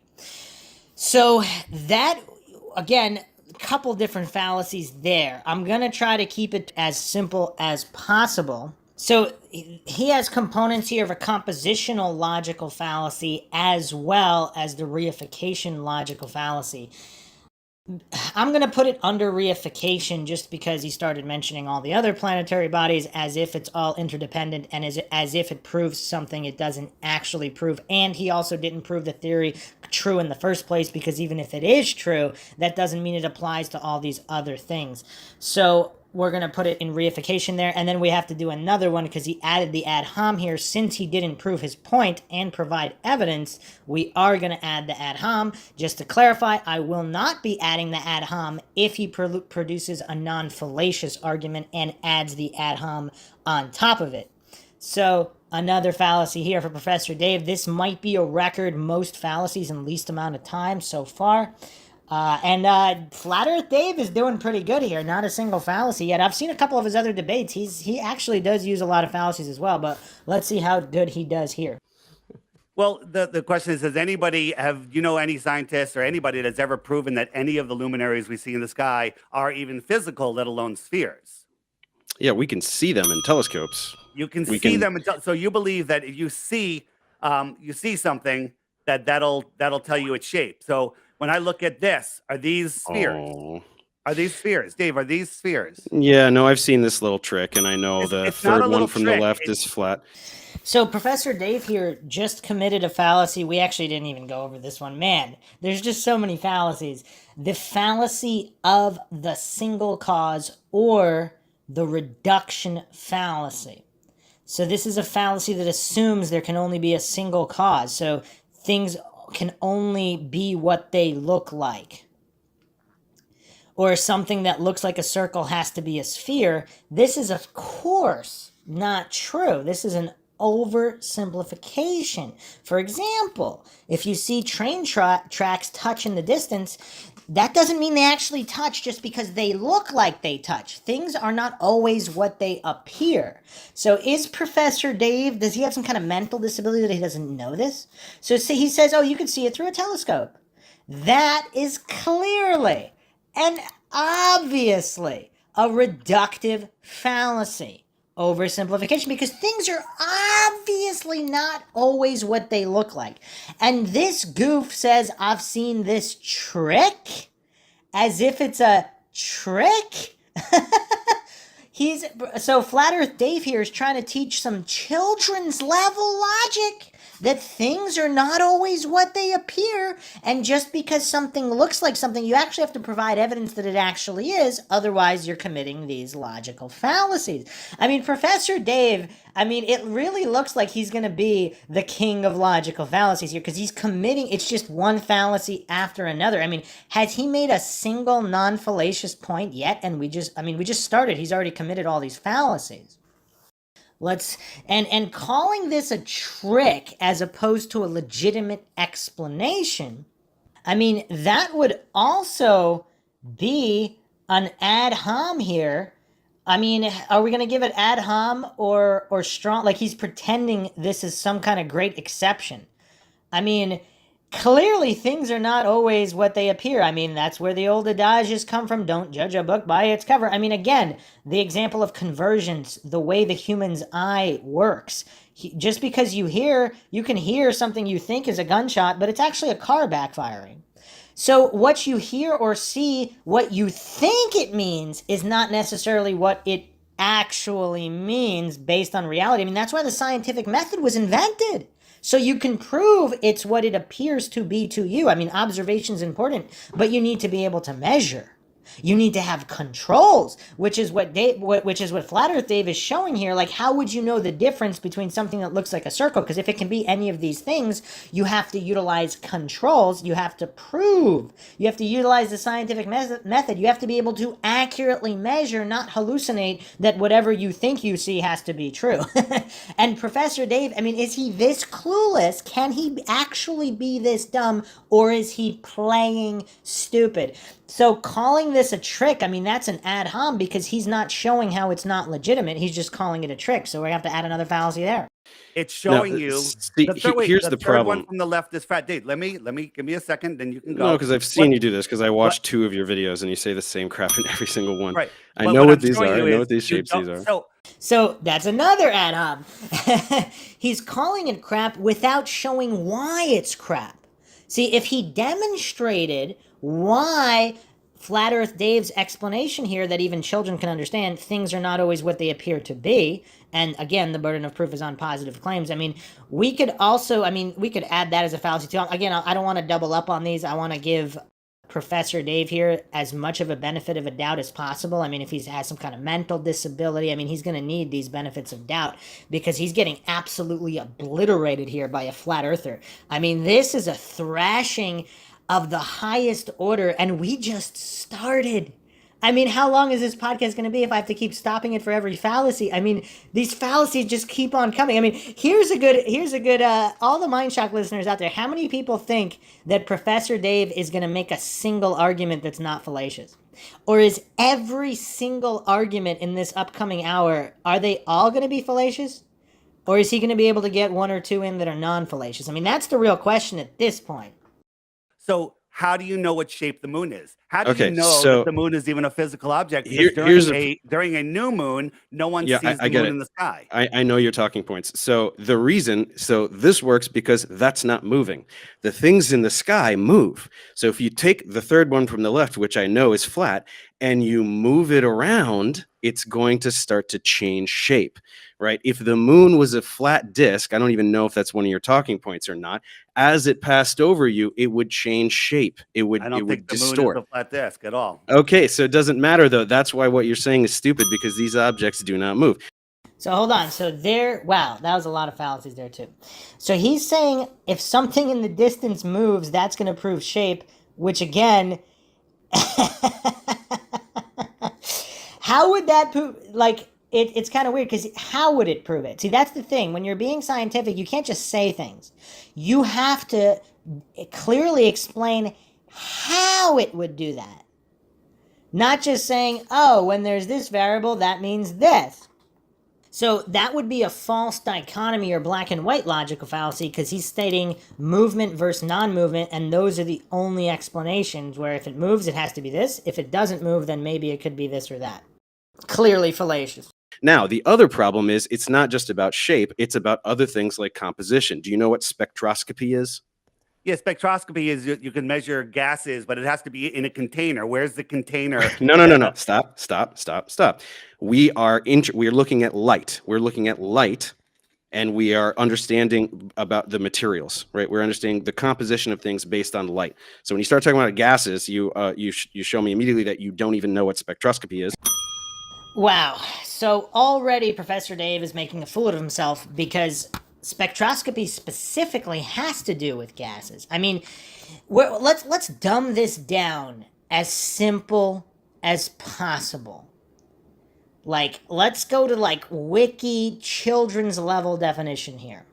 So spectroscopy is the general field of study that measures and interprets the electromagnetic spectra that result from the interaction between electromagnetic radiation and matter as a function of the wavelength or frequency of the radiation. Now, I'm not convinced that Professor Dave even knows what matter is, so, I mean, let's do a basic definition of matter just here, just to lay it all out there. The substance, this is straight from Webster's, the substance of which a physical object is composed, or a more in-depth definition here, material substance that occupies space, has mass, and is composed predominantly of atoms consisting of protons, neutrons, and electrons that constitute the observable universe, and that is interconvertible with energy. So, the states of matter are solids, liquids, gases, and plasmas. So this is not hard stuff, okay? So, spectroscopy is the precise study of color as generalized from visible light to all bands of the electromagnetic spectrum. Historically, spectroscopy originated as the study of wavelength dependence on the absorption by gas phase matter of visible light dispersed by a prism. So when you start talking about gases, you show me immediately that you don't even know what spectroscopy is. So what Flat Earth Dave here, the reason he's talking about gases is because the Flat Earthers argue, their argument about gas, pressure, and containers. So in the vacuum of space, you're talking either a no pressure system or a super extreme low pressure system. In order for the pressurized system we have on Earth with Earth's atmosphere, again, I am not going to allege any of these theories are true or untrue on either side of this. Theoretically, you would have to have a container for these pressurized systems to exist next to each other, as in space, as in within the Earth's atmosphere. So what this goof, Professor Dave, he's not understanding. So because he doesn't understand something, he's getting all triggered, or he's pretending not to understand. Again, I don't know if he has a mental disability or if he's just playing stupid. But the reason Flat Earth Dave is bringing this up is because it's directly relevant to the type of matter and gases that would exist. Now, the spectroscopy is simply measuring it. Now, exactly how it's measured and what it is measuring, it doesn't tell you why it is that way. So this is a fundamental flaw of scientism cultists, because they just latch on to whatever religious institutions, the religious institutions of scientism, whatever they preach in their gospel textbooks, they just latch on. So nobody's disputing the measurements here. Now, why is it that way? For example, you can measure, oh, there's a teaspoon in a cup. Who put it there? Why is it there? I mean, all of these, exactly where did it come from? Why does it exist? Does it mean that this other thing's... So the measurement itself doesn't prove the why or how it got there or any of these other mechanisms. So that's what this goof, Professor Dave, he's not understanding this, so he's just stacking on these fallacies and ad homs because he doesn't even understand Flat Earth Dave's argument. Now, that doesn't mean his argument is correct in any way. But Professor Dave, clearly too clueless, too mentally disabled, or playing stupid to even understand the argument, so he has to pretend and hallucinate that Flat Earth Dave is the one that doesn't understand. So, I mean, let's continue this train wreck here. So you do not know the ways in which we figure out things about celestial objects. You literally don't even know the definitions of the words that represent the techniques that we use. So this is stacking on because it seems like Flat Earth Dave actually knows the definitions better than Professor Dave. Because Professor Dave he can memorize and regurgitate certain things, but he doesn't understand what they mean in relation to other things. He doesn't know what controls are. He's not even utilizing the basic scientific method. He's just regurgitating religious texts. Now, again, that doesn't mean it's untrue. It does not mean any of the theories are untrue, but he's not showing how they are true, which is why all of these ad hom attacks and strawmans. I mean, I don't even know where to place all these fallacies. Because now he's hallucinating and pretending to know what Flat Earth Dave knows when he just interrupted him and didn't even hear him out. So how does he know what he knows? I mean, this is strawman on top of ad hom. And, I mean, you could even rope in red herring there again. I mean, he's shifting everything away from having to prove his actual point. So why are you even talking about it? So my question is, spectroscopy needs to be in a container. Otherwise, you don't know what you're looking Spectroscopy needs to be in a container. The study be- of how light interacts with matter needs to be in a container. What does that otherwise mean? Well, it's pretty simple because, okay, prisms are actually a little bit more complicated. So again, let's reiterate what spectroscopy is. It is the precise study of color as generalized from visible light to all bands of the electromagnetic spectrum. Historically, spectroscopy originated as the study of wavelength dependence by the absorption of gas, phase, matter of visible light dispersed by a prism. Now, I will get into the prism just because it is relevant here. So, again, just as from Wiki, we're using the most basic definitions here. An optical prism is a transparent optical element with flat, polished surfaces that are designed to refract light. At least one surface must be angled. Elements with two parallel surfaces are not prisms. The traditional geometric shape of an optical prism is that of a triangular prism with a triangular base and rectangular sides, and in the colloquial use, prism usually refers to this type. Some types of optical prism are not in fact the shape of geometric prisms. Prisms can be made from any material that is transparent to the wavelengths for which they are assigned. Typical materials include glass, acrylic, and fluorite.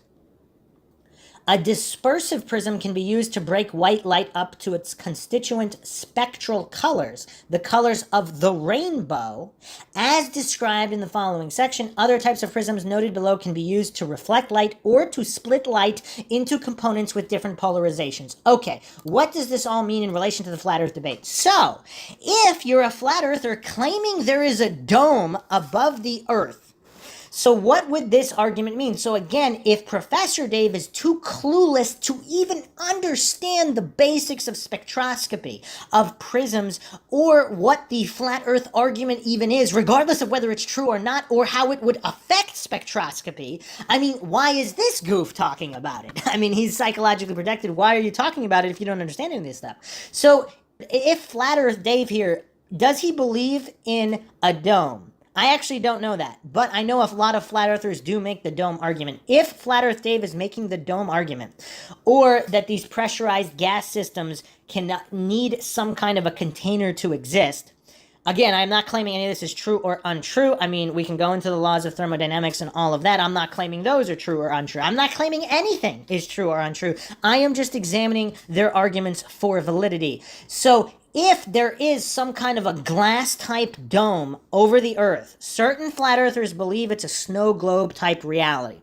Other flat earthers believe it's an infinite plane with no dome. But if there is a glass dome, obviously it would affect spectroscopy, particularly in these gas pressure systems. And some flat earthers allege that the reason you see rainbows is because of a glass-type dome and the way that light works passing through this dome, or if some of these celestial bodies are actually some kind of holographic projections and not physical bodies, obviously some type of glass dome would impact all of this, including in the realm of spectroscopy.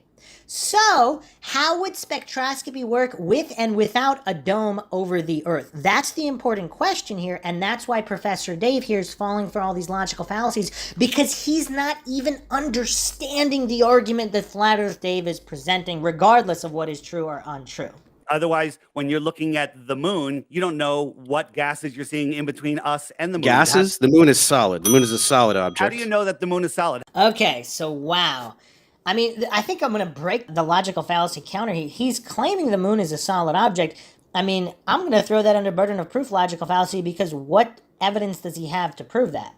Because by his own argumentation, and I'm not using this as an argument, but the moon certainly does look translucent. And before he was the same goof that made the argument, oh, well, it looks like a sphere. Well, the moon looks translucent. Now, I'm not claiming it is, just because it looks like it's transparent, translucent, and not a solid object. If it is a gas, how would you know? So again, he's the one making the claim, whereas Flat Earth Dave is kind of saying you don't know what it is. It could be a gas. So technically, Flat Earth Dave is not committing fallacies if he's not making these hard claims and then not being able to back them up, which is Professor Dave's forte because he hasn't backed anything up yet. How come you can't see it during a new moon? Why can't you see it during a new moon? Yeah. Because do you understand how vision works? Well, right? In a new moon, what's happening in a new moon? The There's no light light. from the sun is illuminating the side of away from us. So Right? Light illuminates the things that it hits. So a new moon is when the side that the sun is illuminating is the other side away from us.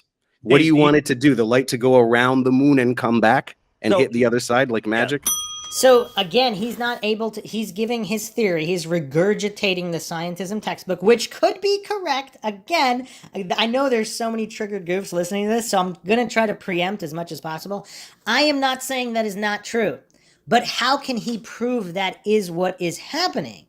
Again, so he's calling vision. So again, he's basically making, I mean, there's so many logical fallacies here. So this is, of course, the reductionism or oversimplification logical fallacy. So how do you know train tracks touch in the distance? It's called vision. I can see them touch. I mean, this is the goofery that Professor Dave is bringing to the table here. And I'm starting to feel bad for the guy. I mean, he hasn't made a single non-fallacious point yet. without interrupting, let me just answer. When we have when it's nighttime, you're away from all lights and there's a full moon, I can read by that moonlight. That moonlight casts a shadow on the ground. Don't interrupt. That casts a shadow on the ground. So that moonlight, which is reflected sunlight off a dusty, dirty, rocky, rock ball in your world, is bright enough to travel 238,000 miles to cast a shadow on the ground and to light up my book so I can read. During a total solar eclipse in your world, the Earth is a full Earth from the moon's point of view. It's bigger and shinier, and it should light up the moon, but it doesn't. And no telescope, from any position with the infrared or anything, has ever seen the moon. Can you think of why? Can you think of why? Can you think of a much, much brighter object that is right there where the moon is? Well, during the corona of the sun, which is thousands of times brighter. What you're doing right now is you're basically saying, I'm going to shine a spotlight directly into your eyes, and then you tell me if you can see a firefly 2 centimeters to the right. Like, what are you talking about? What? So this is known as a non sequitur logical fallacy, aka non-congruent argument logical fallacy, a statement that does not follow what was being discussed. So that's obviously not what Flat Earth Dave was saying at all, but this goof has to pretend it was. So it's kind of sort of like a straw man, but basically he specifically gave another example, which was non-congruent. Do you seriously not understand this stuff? A child can understand this stuff. So we got a lot of psychological projection there. So, I mean, are we going to add psychological projection there? I mean, yeah, that's a tough one. But that was also basically an ad hom attack because he, again, just basically calling him stupid in that way. So that's just another ad hom. So when you're throwing out words like spectroscopy, what's the difference between spectroscopy and astrospectroscopy? What do you mean astro? So astro is a prefix that means stars. So if that's even a word, it's spectroscopy pertaining to stars. If that's even a word. So obviously spectroscopy refers to measuring light of all matter, not necessarily specifically to celestial bodies. So this goof just said before, if you don't even know the word, why are you talking about it? So he doesn't even know. So he's just throwing a wild guess out there. I mean, oh man, this is embarrassing for so-called Professor Dave. I mean, this goof is making such a fool of himself. I mean, non-stop fallacies, and then he doesn't even know the specific, because they're talking about spectroscopy as it pertains to celestial bodies, which is obviously astrospectroscopy. So, man, what a goof. What are you, like, Googling stuff furiously over there? I'm just asking you, I've taken a few notes. Well, he could clearly see Flat Earth Dave's arms, so how could he be Googling? The desperation of of Professor Dave here. I mean, what kind of fallacy would that be? I mean, would that be an appeal to humor because he's trying to kind of embarrass him as if he's just. I mean, clearly you could see his arms. I mean, what would he be Googling with? Figured out. I watch a few of your videos. I know the straw manning that you're going to try to do and the things that you're going to try to claim. And in reality, you know, an infrared camera, a regular camera from the space station, they should be able to see the sun, the moon either approach the sun, eclipse the sun completely, or exit the sun, and nobody has ever seen it.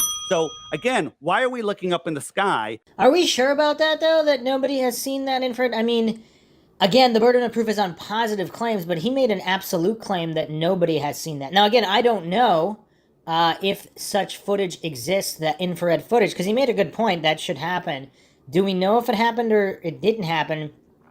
He made the claim that it did not. Now, obviously, one is not called upon to prove a negative, so it's up to Professor Dave to prove if it did happen. So, yeah, I can't... That's a problematic absolute claim by Flat Earth Dave, but technically it's not logically fallacious because one is not called upon to prove a negative.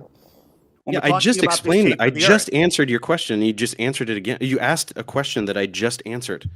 The sun is very bright, right? Way, way, way brighter than Earthshine.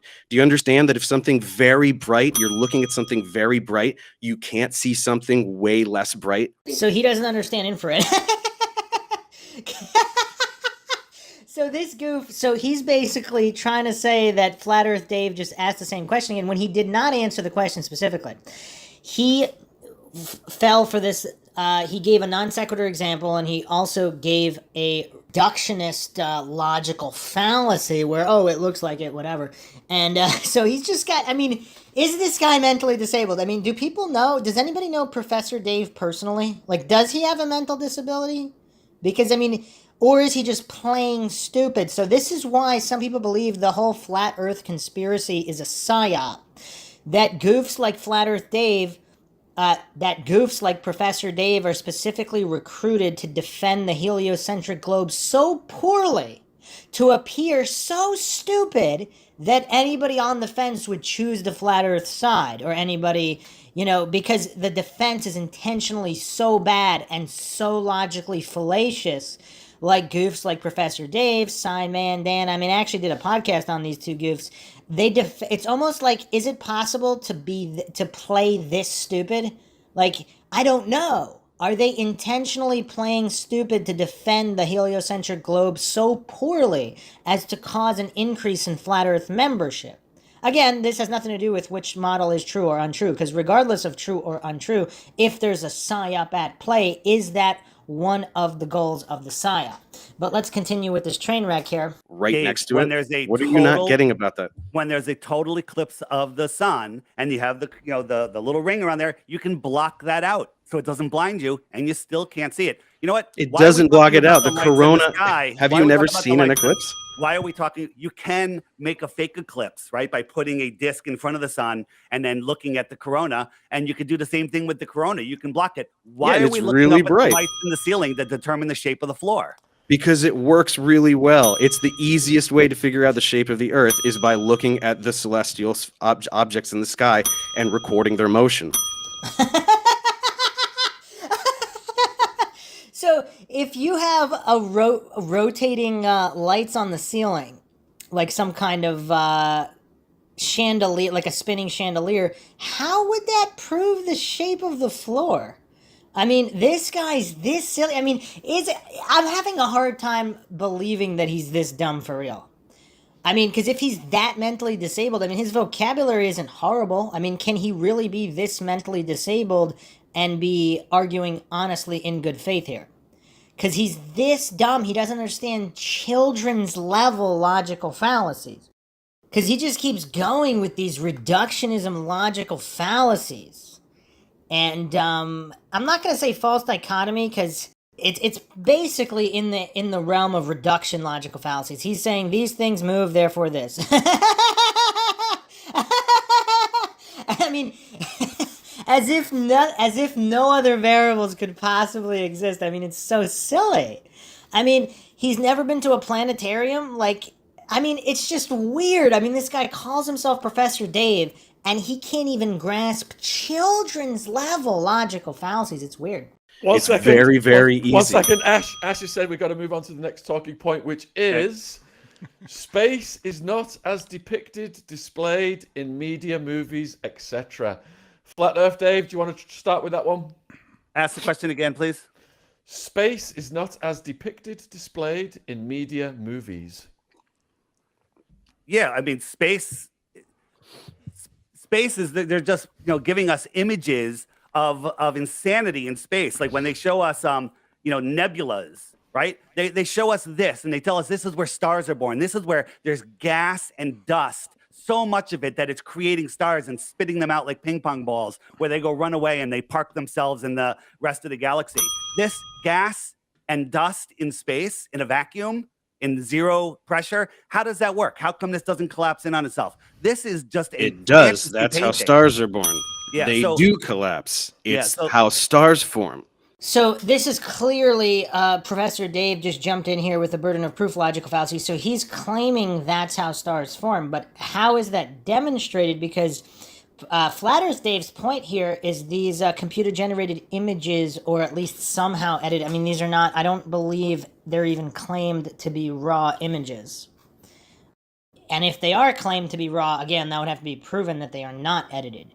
So Professor Dave just takes it on blind faith from the Church of NASA or any of these other institutions that these are legitimate images, and also that the theory of how stars are formed are legitimate. Because I mean, it's very difficult. Again, the burden of proof is on positive claims. If you're claiming billions of years causes this, X amount of energy causes this, gravity is not only real, but this is how it interacts with all of these other things, and this is how a star is born, you have to prove that. So this is clearly a burden of proof logical fallacy. Flat Earth Dave here is basically saying, is just asking questions of the theory. I don't believe he's making a positive claim per se. He's just kind of saying, this is silly, or this doesn't make sense, but I don't see a positive claim yet. So I don't know, has Flat Earth Dave made a single fallacy yet? Because he's properly asking for a burden of proof of positive claims. Now, he did make that comment about spitting out ping pong balls. That's kind of an appeal to humor, but he's also he's properly utilizing burden of proof. So that wouldn't necessarily be fallacious in that context. And Professor Dave is not able to supply the proof. He just says, oh, that's how it is. So if he can't actually prove anything he's saying, I mean, what is he doing here? I mean, you could even tell by the look on his face. He's either mentally disabled or he's really enjoying himself by trolling and playing stupid on purpose, trying to come up with the dumbest arguments. I mean, I don't know which one it is. If I had to lean in a direction, I mean, I don't know. I might have to lean that he's just a troll and he's just really dishonest. And this is clearly not a good faith debate. And he's only there to troll and intentionally put forth stupid arguments, either because he's a paid shill to do so, or he's just a troll and he thinks it's fun to defend the heliocentric globe so poorly. I mean, I don't know. Or he's mentally disabled, or if anyone else has any other theories, feel free to chime in. Again, I'm not alleging anything is true or untrue. Dave, in your world, this is gases are collapsing upon themselves and then igniting themselves in a vacuum, in a vacuum, and then they This burn is for no, billions and stop. trillions of years. Look, I know that you want to just spew your script without anybody challenging, but you say so many I have no stupid things. script, David. Oh, there's another ad hom, because he's not sure how are they stupid. Because he's asking a question. Asking a question is never stupid. Asking for someone to satisfy the burden of proof on a logical or scientific argument they're making, how is that stupid? But a clueless goof might think it's stupid. Someone hopelessly indoctrinated into the cult of scientism who has no argument and cannot argue legitimately, they have no recourse but call it stupid. I mean, look at this goof. And I'm here to tell you why everything you're saying is stupid. Well, notice how he didn't actually say why it was stupid. He just used a logical fallacy or an appeal to faith in order to say that this is true or that. But he's not actually showing how is it true. How has the scientific method demonstrated that? How have controls been clearly utilized to measure the dependent variable, the independent variable, and that this theory is actually true? Notice how he's done none of those things this entire time. So when you say stars igniting in a vacuum, the reason that's confusing for you is that you think stars are little bonfires No, I because don't. you're a moron. So clearly, he doesn't think that. I mean, he's clearly stated they might be they might not, they might be holographic projections or whatever. So he just layered on a straw man plus an ad hoc. I mean, the rate of logical fallacies are increasing here. Professor Dave's trying to set a record for putting forth the most logically fallacious debate in the history of debate. And he's doing a pretty good job with that so far. Because No, you don't understand nuclear fusion. you think that Nuclear the- fusion is the process by which stars glow. Oh, wow. It's just nonstop fallacies. So now Professor Dave is regurgitating another religious theory from his text. Now, if you want to claim it's not religious and it's proven science, then you have to actually cite the proofs. Like, how is that proven? Because he's just doing the equivalent of a priest reading from the Bible. He's not actually supporting any of these claims, even if they are true. He hasn't been able to support a single point here. So nuclear fusion, again, let's just go over it real quick for the people that don't know. The most basic definition straight from the wiki: it's a reaction in which two or more atomic nuclei are combined to form one or more different atomic nuclei and subatomic particles, neutrons or protons. The difference in mass between the reactants and products is manifested as either the release or absorption of energy.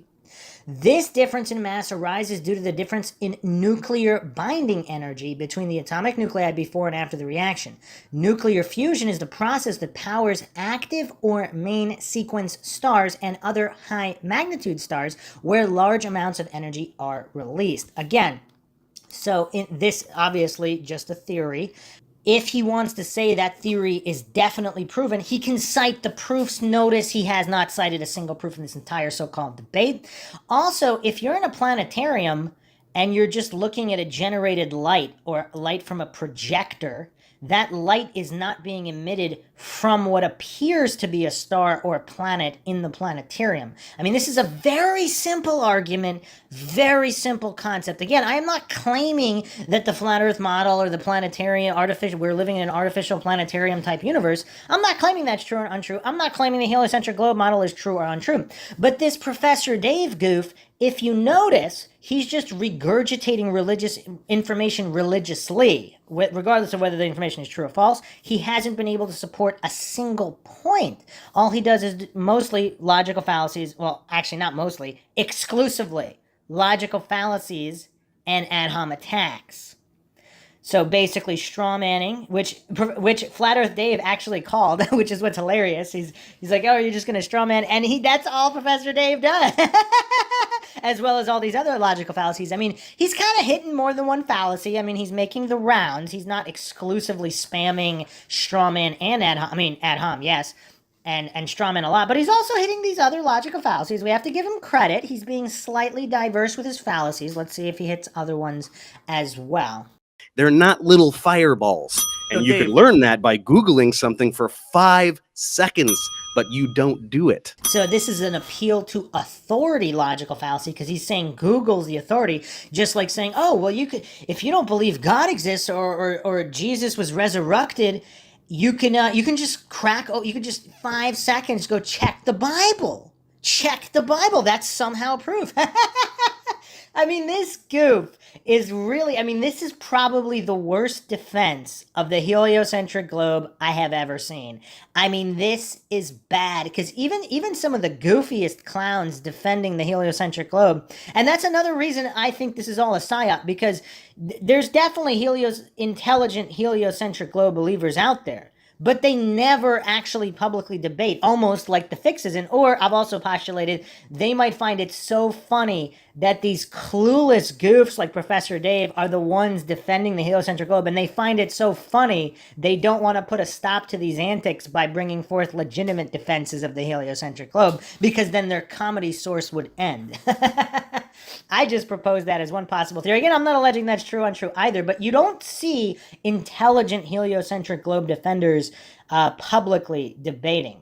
So, yeah, it's very, very curious. So Dave, you believe that all the rocky bits turn into perfect balls, and then all of the gases somehow start getting gravity, and they start pulling it together, and they get Start so getting big. gravity? What do you Well, mean start getting gravity? How do they grow into stars? How come the dust is accumulating? What's bringing it together? Is somebody packing Gravity. it up like a snowball? So he just wait. I mean, okay, I have to revisit the possible mental disability theory. I mean, what does he mean by gravity that's causing this? And then Flat Earth Dave asks him the question. He says gravity. I mean, I don't know, man. This is painfully hilarious. I mean, this is a unique brand of comedy. It's like painfully hilarious. Gravity. So they get something, and it's a tiny bit of gravity pulls in some more dust. It pulls in not dust, it pulls in gases, and somehow it's pulling all of these gases together and turning into a nuclear furnace that burns for billions of years. I'm sorry, that doesn't make any sense. And if you want to believe that, that's the world. So centuries of brilliant astronomers versus nuh-uh. Another solid appeal to authority logical fallacy. So, and he also roped in there appeal to popularity because he's saying all these centuries, all these people. So it's not just one authority, it's all these authorities over a long period of time. Somehow they're legitimate because centuries of people believing in God, that must mean God is real. I mean, centuries of these priests believed it, right? I mean, it really is a question. If he's mentally disabled, obviously he wouldn't know how dumb he sounds. But if he's not mentally disabled and this is all just intellectually dishonesty of the highest order and he's just a troll, I mean, that could theoretically work as well. I don't know. Is that really all you have? Is the entire field of astronomy and you going, I don't like it. So that's another straw man and burden of proof, because obviously that's not all he has. He's made tons of arguments. So that's another straw man. and shifting of the burden of proof logical fallacy, because no matter how many and that's built on top of the appeal to authority, appeal to popularity logical fallacy. I mean, Professor Dave really is talented. You have to give it to him. He's not only rapid fire fallacy after back-to-back fallacies in record order, but he's also stacking multiple fallacies within the same argumentative stream here. So his argument, he stacked all these fallacies on top of each other. I mean, this is impressive stuff. That's dumb. I'm dumb and I don't get it. So astronomy is wrong. Dave, that's literally your argument against astronomy right now. And then another ad hom there. And then also saying literally what he's doing, which is clearly not what he's doing. So another straw man there. You never met these men. You don't know anything about these men other than the stories that the controllers of this world tell you. You know they wrote books, right? Well, you know they wrote books that we can read. So that's another shifting the burden of proof fallacy, because how does he know those particular guys wrote the books? He took it on faith. Just because you can read a book, that doesn't mean you could read the Bible. Well, I mean, that's, like you could say, oh, well, the Bible is the word of God. You can read it. You know you can read it, right? You know the Bible was written, and the Bible is the word of God, right? I mean, that's how clueless Professor Dave is coming off here. I mean, this is tough. This is really tough. And then we base astronomy on that and do astronomy every day, right? Dave. So that would be a reification logical fallacy, because he created this construct of astronomy as if it's concrete, as if all of the theories of astronomy must be true because astronomy has been done for X period of time and is done now. So, yeah, again, impressive stream of logical fallacies from Professor Dave. Try not to interrupt. Eratosthenes figured out the shadow. Eratosthenes figured out the diameter, the circumference of the Earth with his sticks and shadows. But nobody in that area that came out of that, other mathematicians, never wrote any books about him. They ignored him. They just never mentioned it, and then all of a sudden it shows up in the 1900s in books that go into the education that's not true. system. I mean, if you're just going to lie, then we can just play the lie game. And Dave. How is that not true? Does he have a single source to disprove that? So, I mean, so Flat Earth Dave is not making the positive claim here. He's saying we can't prove this guy existed. How do we know that he really existed? Professor Dave comes in and he just accuses him of lying, which is an ad hom attack, basically calling him a liar. And yet, not citing the proof. See, if he had cited the other individuals who wrote about this guy or verifications and then called him a liar after that, that would be okay, and it wouldn't be an ad hom because he clearly said, although, and it still might, because if, in order to be a liar, you're basically giving information you know is not true, right? So if he would believe it was true, technically he wouldn't be a liar, he would just be putting forth false information. But either way, notice how Professor Dave never backs up any points. He just called them a liar without actually naming all those other individuals. Now, I actually don't know who mentioned this guy or didn't mention this guy or whatever, but these are, I'm just exposing the fallacies here because, again, if one understands the burden of proof logical fallacy, one is not called upon to prove a negative. So you don't have to prove someone didn't exist. But if you're saying someone existed, that's a positive claim, so you have to prove that they existed and they wrote what they wrote, if you're claiming that. What about the fact that that proves nothing? It works perfectly on a flat Earth. Sticks and shadows prove the Earth is flat, and it proves it's a globe. See, that's a great example of not using logical fallacies, because notice how Flat Earth Dave did not exclusively focus on the sticks and shadows proving a flat Earth, because again, you're going to assume variables. You're going to assume size of the sun, distance of the sun, all of these assumptions that you're using to make a conclusion, if you're doing that to make your conclusion. I don't know if Professor Dave is going to defend that or not, but if Dave had claimed that, that would have been the false cause logical fallacy. Because all of these unknown variables, the relationship of those variables might not be what is assumed due to other variables. So if Flat Earth Dave had claimed it proves only a flat Earth, he'd be guilty of that. If Professor Dave claims that definitely proves globe Earth only, then he will be guilty of that, so let's see. But you'd have to assume parallel rays. Listen to this. Aristophanes believed that parallel rays are coming into Earth, right? And no one has ever seen parallel rays coming into Earth, right? When we look, we always see them curved. We always see them crepuscular. But he also believed that the Earth was geocentric and we had an infinitely far sun. Also, let's see if Professor Dave can address the crepuscular rays argument. There is a pretty decent crepuscular rays argument in favor of the heliocentric globe to an extent. Let's see if Professor Dave knows it or if he's clueless. And so that sun is orbiting around a Infinitely minuscule... far? Well, infinitely far. Infinitely far means so far away that the rays come in parallel. And that's a whole nother problem. But how is a distant sun orbiting around a speck Earth in the middle of space? That doesn't make sense, and they didn't think about that. What doesn't make sense? What doesn't make sense about an Earth orbiting a sun? What? No. That doesn't you didn't make hear me. sense. Dave, Isn't an argument. Dave, stop being a dick. Listen to what I said. You stop being a dick. I'm gonna count that. I mean, that's an ad hom for both of them because that was, he could have just said stop interrupting, but The Eratosthenes believed that the Earth was geocentric, that the sun orbited us, but the sun was a distant sun. and that's also another a straw man for so-called Professor Dave, because he didn't even listen carefully because this was on a geocentric globe, and he immediately jumped to, oh, how does it not make sense? Because he's so triggered, obviously, or just intentionally trolling, whatever the case may be, or mentally disabled, whatever. How does a distant gigantic sun orbit a minuscule speck Earth? Well, Okay? Yeah, you have no How? answer for that. They don't know. It's the ancient Greeks. They didn't know. Now we know, right? We figured out heliocentrism in like the 16th century. So notice how he completely dodged. We're not talking about specifically just geocentrism versus heliocentrism. He's asking specifically about the angle of rays relative to that particular sticks and shadows experiment and the crepuscular rays, which Professor Dave does not address at all. So this would fall under the red herring logical fallacy because this is a misdirection. Because he's clearly not addressing the point here and simply saying, oh, they were the ancient Greeks, they didn't know, now we know. How do we know? Notice how he never backs anything up.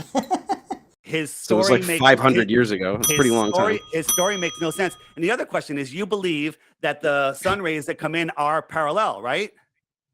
No, there are rays that are parallel, and then you can point a ray from the edge, one edge of the sun, and the other edge. Look, light is going in all directions, right? Light, the sun is expelling light. They're spherical waves of light, photons in every direction, right? So you can identify parallel rays, and then you can identify one from this edge. And if you want to talk about individual photons, you can draw paths from the edge of the sun going in one direction, the edge of the sun going in the other direction. You're trying to oversimplify things. You're trying to go, oh, it's crepuscular, it's all parallel, and so then this time it works for my talking point, and then another time it doesn't work for my talking point. My point is, Wow, that was spot on psychological projection, because that's exactly what Professor Dave just did. Because he's saying, oh, they're just going in all directions. But what he did with his fingers there, why do they never cross then if they're going in all directions? Again, I'm not claiming anything is true or untrue. That's not part of my argument. I'm just addressing his argument. Even with his fingers, he did the paths as if they could cross, and yet we don't have crossing rays. Now, basic geometry would suggest that the sun would be close based on the clouds and the angle of light. I mean, now flat earthers claim you could just use the Pythagorean theorem to calculate the distance based on the rays, but obviously light beams are not solid objects, so it's not quite that simple. And there's actually a really good explanation for this. Again, not necessarily proving flat earth or globe earth, but proving that it doesn't necessarily have to be the flat earth model being true. It could still work in a heliocentric globe model with a fairly distant sun. But again, Professor Dave he doesn't seem to possess any kind of intelligence of any kind, because he can't even bring forth this very easy answer to the crepuscular rays. my point is Aristophanes' story doesn't make any sense with a distant sun orbiting a geocentric Earth. Yeah, if you just say it doesn't make sense and stop talking, I guess. And that's what he says. Oh, it doesn't, which is exactly what Professor Dave does. Oh, it makes perfect sense. You just don't understand, without actually proving anything. So, solid straw man there from Professor Dave again, because Flat Earth Dave is giving very specific examples, and he's not just saying it doesn't make sense. He's asking for positive proof correctly asking for the burden of proof to be satisfied, of which Professor Dave can offer nothing. How does a distant sun orbit a geocentric Earth when the Earth is tiny and the sun is gigantic? Well, it doesn't. In your Long model. story short, it doesn't. Yeah. But so he was an ancient Greek, and he didn't know heliocentrism. Wait, it doesn't? The sun? Wait, what? They didn't know when Newton developed Newton's law of universal gravitation. He didn't know why massive objects attract one another. So that's the circular reasoning logical fallacy, assuming they do. Because he's asking why do they, but if they don't even do that, like again, you have to prove each step. This is science. This is not religion stacking where you have decks of cards, just religious claims, accepting everybody to take it on faith, and then ad homs when they don't, instead of utilizing the scientific method with controls.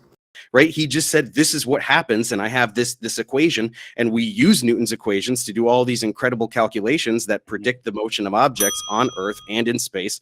He didn't know what gravity was. Einstein gave a better explanation, the curvature of space-time warped around massive objects.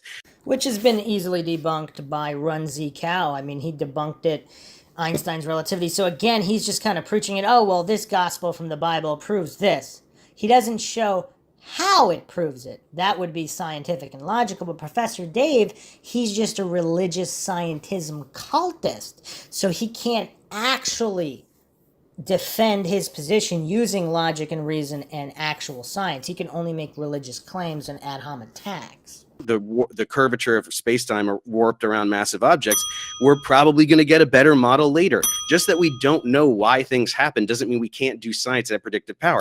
So as it turns out, Eratosthenes and Ptolemy, the Ptolemaic model, was wrong. Heliocentric model is correct. It doesn't matter that they didn't know that part, or that they didn't know why something happens. And notice how, again, he has no proofs for how it's proven that is correct.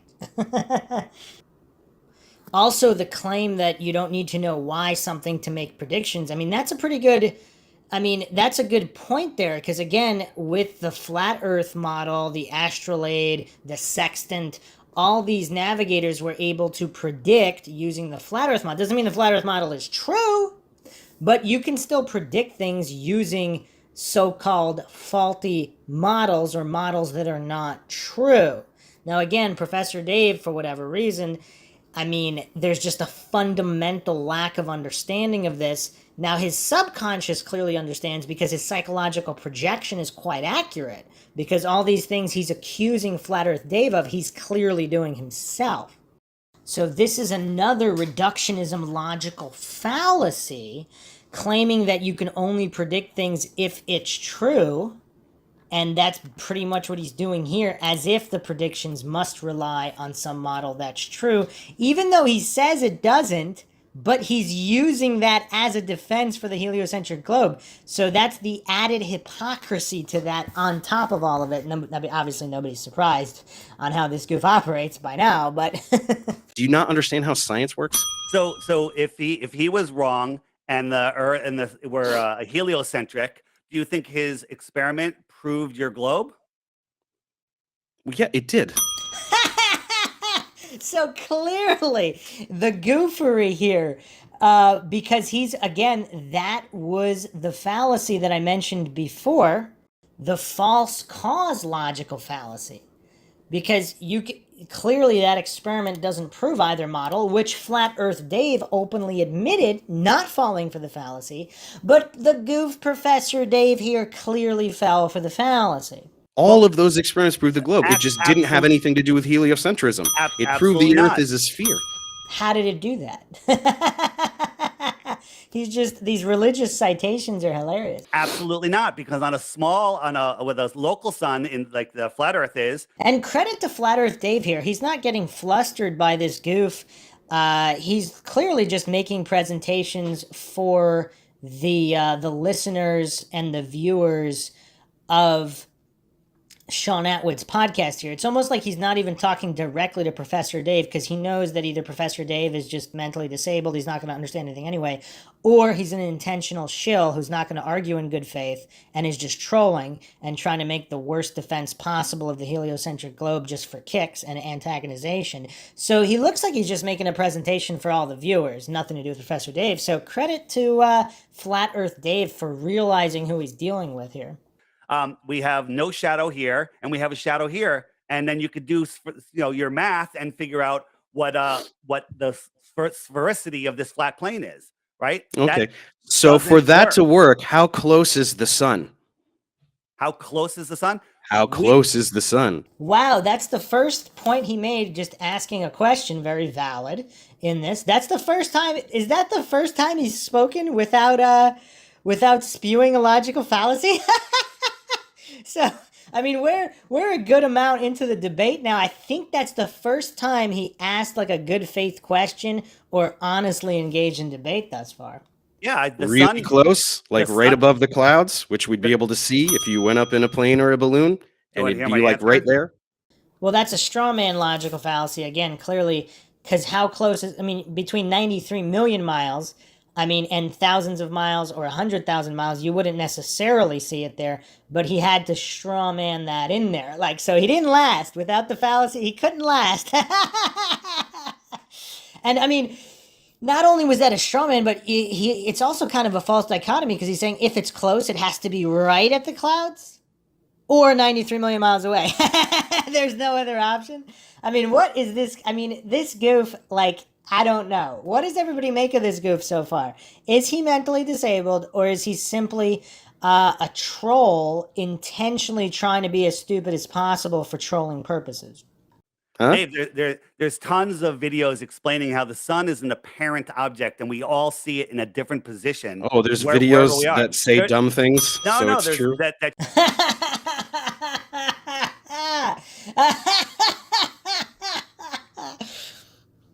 So that was a non sequitur on top of an ad hoc.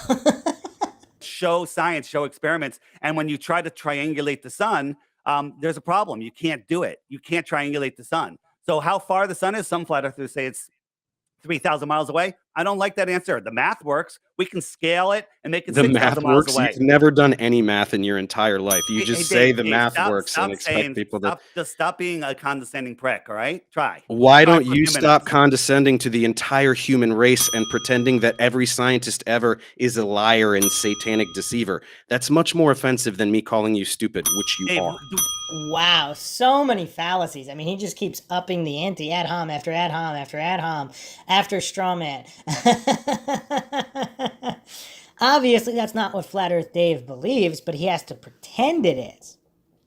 So we actually left off another, man, I have to add another logical fallacy to the list, appeal to extremes. Erroneously attempting to make a reasonable argument into an absurd one by taking the argument to the extreme. So if X is true, then Y must also be true where Y is the extreme of X. So there can't be just a couple of these deceivers. It has to be every single one, and every single one has to be in on it because humans can't be mistaken. So this goof also used the appeal to extremes, which I believe is it's also a straw man and a false dichotomy and all these other things, but I think appeal to extremes most accurately covers that one. Dave, what is the sun? What is the sun? It's a star. It's a star. It's a burning. It's a star. It's a nuclear furnace that's working perfectly, and it's bending space-time where it could hold on to all of the planets that go all the way out to Pluto. Is that your belief? Well, Pluto's now a trans-Neptunian object. So we'll go But Neptune. yes, We'll go, yes. And then the sun's gravity ignores all of the moons because the moons are attracted to their planets, and it negates the sun. That's what you believe. What do you mean negates the sun? Yeah, negates so the sun. moons. So what you're saying is that like one of Jupiter's I'm moons asking should go you. flying towards the sun? Is that what you're saying? I'm not saying that at all. I'm asking you if you believe that the sun's gravity has no effect on moons. Yeah, it had. You can calculate. You can see. This is what real scientists and people who understand science can do calculations. So instead of you going, I don't believe it, what you could do is you could take Newton's law of universal gravitation and take a moon, whatever moon, if you want to talk about our moon or one of Mars's or one of Jupiter's or whatever, and you could calculate a number that is the gravitational attraction between the sun and whatever moon you're talking about. So again, he's got a reductionism logical fallacy here, as if that's the only way to do it, as if there are no other forces that could ever be acting upon it, as if there are no as of yet undiscovered forces, as if it definitely can only be a mass attraction, mass type gravity that could be responsible for this, simply on the basis of this calculation. Without knowing what causes it, he's going to continue pretending he knows for sure. So this is, again, I mean, he's trying to set records here in the amount of logical fallacies used in the least amount of time. And then you could do the same thing for the moon and its parent planet that it is orbiting. Which number do you think is going to be bigger, buddy? Which one do you think is going to be bigger? And so the planet, the one that it is orbiting around. When we have a planetary alignment where all the planets are lining up, all of that gravity. Hang on, you know what? And you know what's curious too? Like, I can't really, Flat Earth Dave here, he's not really making too many claims here. He's mostly asking questions about how the model works. So he's not really making strong arguments here for the Flat Earth at all. I don't know if that what was his goal here, but in doing this, he's also not really committing logical fallacies because he's doing it this way. Sorry. I would like you to actually just address what I just said, because this is what happens is I say something, or a flat earth debunker like myself says something that just annihilates the idiotic thing you just said, and then you just gish gallop to another point. So that's another ad hom and straw man, because he's trying to pretend that, or I mean, basically there's so many fallacies stacked here. But the psychological projection is accurate, because when Flat Earth Dave not completely annihilates Professor Dave, he doesn't address it at all, like the crepuscular rays, even though there's actually a really, this is like maybe 4th, 5th graders can actually rebut Flat Earth Dave with that, but Professor Dave can't. He's that clueless. But at least his subconscious picks up on it, because his psychological projection here is on point. I would like you to admit that what you just said is stupid based on what I just said. But what he just said was, all he brought forth were fallacies. So why, what is Flat Earth Dave supposed to do with the he could point out the fallacies. He should. I don't know Again, I'm not saying Flat Earth Dave is logical in any way. I am not saying his conclusions about anything are correct. He just happens to commit infinitely less logical fallacies than this Professor Dave goof, which is nothing but faith and fallacy. So what is Flat Earth Dave supposed to do here? He should just address how logically fallacious this goof Professor Dave is. Now, one of the most logical flat earthers is Austin Whitsitt, or Whitsitt Gets It. I mean, he has a really strong command of logical fallacies. He should debate Professor Dave, because then he would be able to point out all these logical fallacies and how goofy Professor Dave is here, because he can't support a single point he just made. He's doing this religious regurgitation and accept it and expecting people to admit those religious regurgitations are actually true without backing it up. It's weird. Repeat what you said.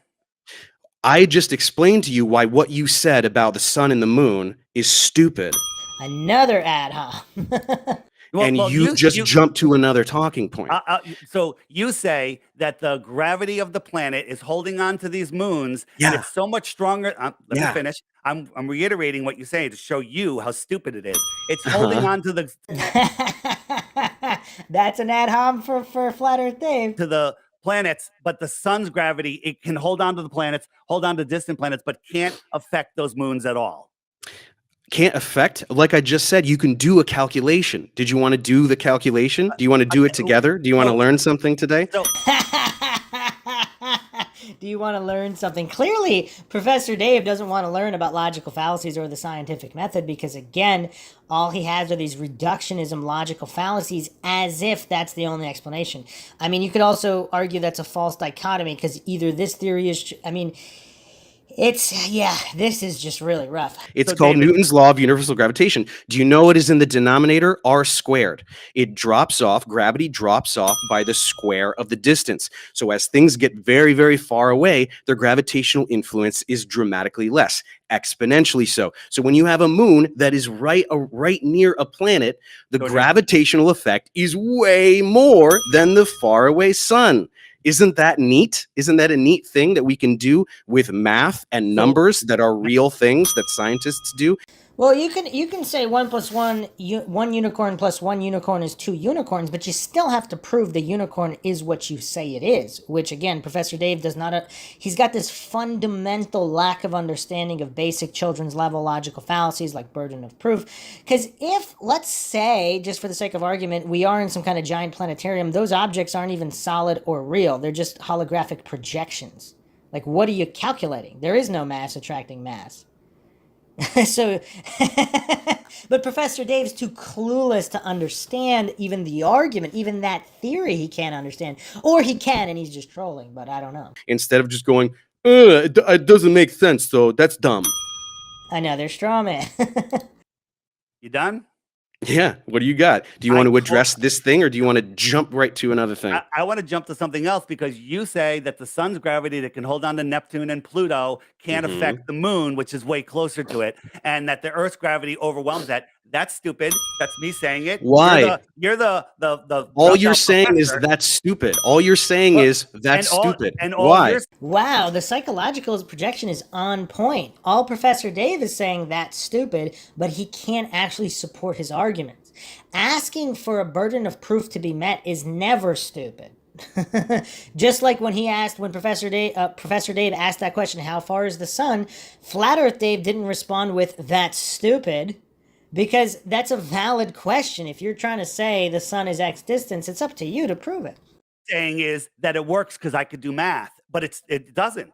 It doesn't work. What do you mean it doesn't? Dave, model it. You ever know about the 3-body problem? I'm sure you know about that. Oh, the 3-body problem. So we can't do Dave, calculations. Stop being such a condescending prick. We already know. Just talk normal. Have a discussion. Sorry, hang on one second. This is serious. This private chat keeps covering this screen. Can this stop? Why is this doing this? The private chat. Yeah. Like, I shouldn't cover the chat, should it? Just trying to make sure everything's all right. Covering the whole screen. All right. Anyway, hang on. Yes, we're sorting it out. There seems to be a problem with Sean's. I can't hear you, Sean. Oh. Yeah, that's what's going on. I've been watching Sean every now and then, just chatting away, and we've not been hearing him. There's tons of important snippets of information lost forever to the ethers of the internet. How are you guys doing? There's a lot of back and forth, isn't it? It's a very, dare I say it, American debate, isn't it? It's insults and stuff. Well, here's the thing. I would like to get off of the lights in the sky because I'd rather talk about the shape of the Earth. Because they destroy the flat Earth. How so? If it's a planetarium, the lights in the sky or whatever they are. I mean, it's weird. I mean, again, I can't tell if Professor Dave is just this mentally disabled. I mean, he's getting completely obliterated, and his subconscious knows. That's why his projection is so accurate here. But this kind of, it's kind of hard to keep track of all these fallacies because usually his argument there's several different fallacies rolled in. So they're not even easily distinguishable because he keeps stacking them in single statements. Like right now, he's hallucinating and pretending that lights in the sky somehow demolish a flat Earth. Obviously, they don't prove a flat Earth in any way, but they clearly don't demolish any argument because that's part of the argument. I mean, that if it's a planetarium, clearly there would be lights in the sky. So that's part of the flat Earth argument. So how is it destroying that argument? I mean, his fundamental failure to even comprehend Flat Earth Dave's arguments. I don't get how he's not this embarrassed. Does he have some kind of psychological condition where he gets a kick out of looking stupid and embarrassing himself? I mean, there's all kinds of people out there. I mean, if he actually gets a kick out of humiliating himself here, getting obliterated by a flat earther, of all people, so-called Professor Dave is just getting absolutely annihilated by a flat earther. And Flat Earth Dave's points aren't even that good. I mean, he's able to avoid most logical fallacies, but that doesn't mean he's proving the Earth is flat in any way. And this Professor Dave goof is still getting obliterated by this guy. I mean, this is absolutely embarrassing. I kind of feel bad for Professor Dave being this humiliated by a flat earther. So, I mean, what do we call that? Like a non sequitur, a straw man, an ad hom? I mean, he just rolled them all in. Well, you say that, but the lights in the sky have nothing to do with the flat Earth. Okay, so this was my first talking point. Were we going to do the talking points that we prepared? Because my first talking point is about this, and it is an absolute annihilation of flat Earth. That's why you don't want to talk about it. That's why you say, why do we look at the things in the sky to figure out the shape of the Earth? Because that's how we figured it out 2,000 years ago, by looking at the stars. So this is a circular reasoning logical fallacy rolled into a reification logical fallacy, rolled into an appeal to authority logical fallacy, claiming that these other people, they're the authorities, they figured it out, therefore it should be true. I mean, I gotta hand it to him. It's impressive how many back-to-back, I mean, he's got nothing but logical fallacies. And the rapid succession fire of it, just fallacy stacked on top of each other. It's impressive. I don't think I've ever seen anybody argue this fallaciously as Professor Dave did here. So we got to give him credit here. I mean, this might be the most logically fallacious so-called argument ever even mounted in any kind of debate. Can I show my slide that shows this? Go for it. Here we go. Observation of the stars. Next one. Can you're controlling it, right? Do I just tell you when to go?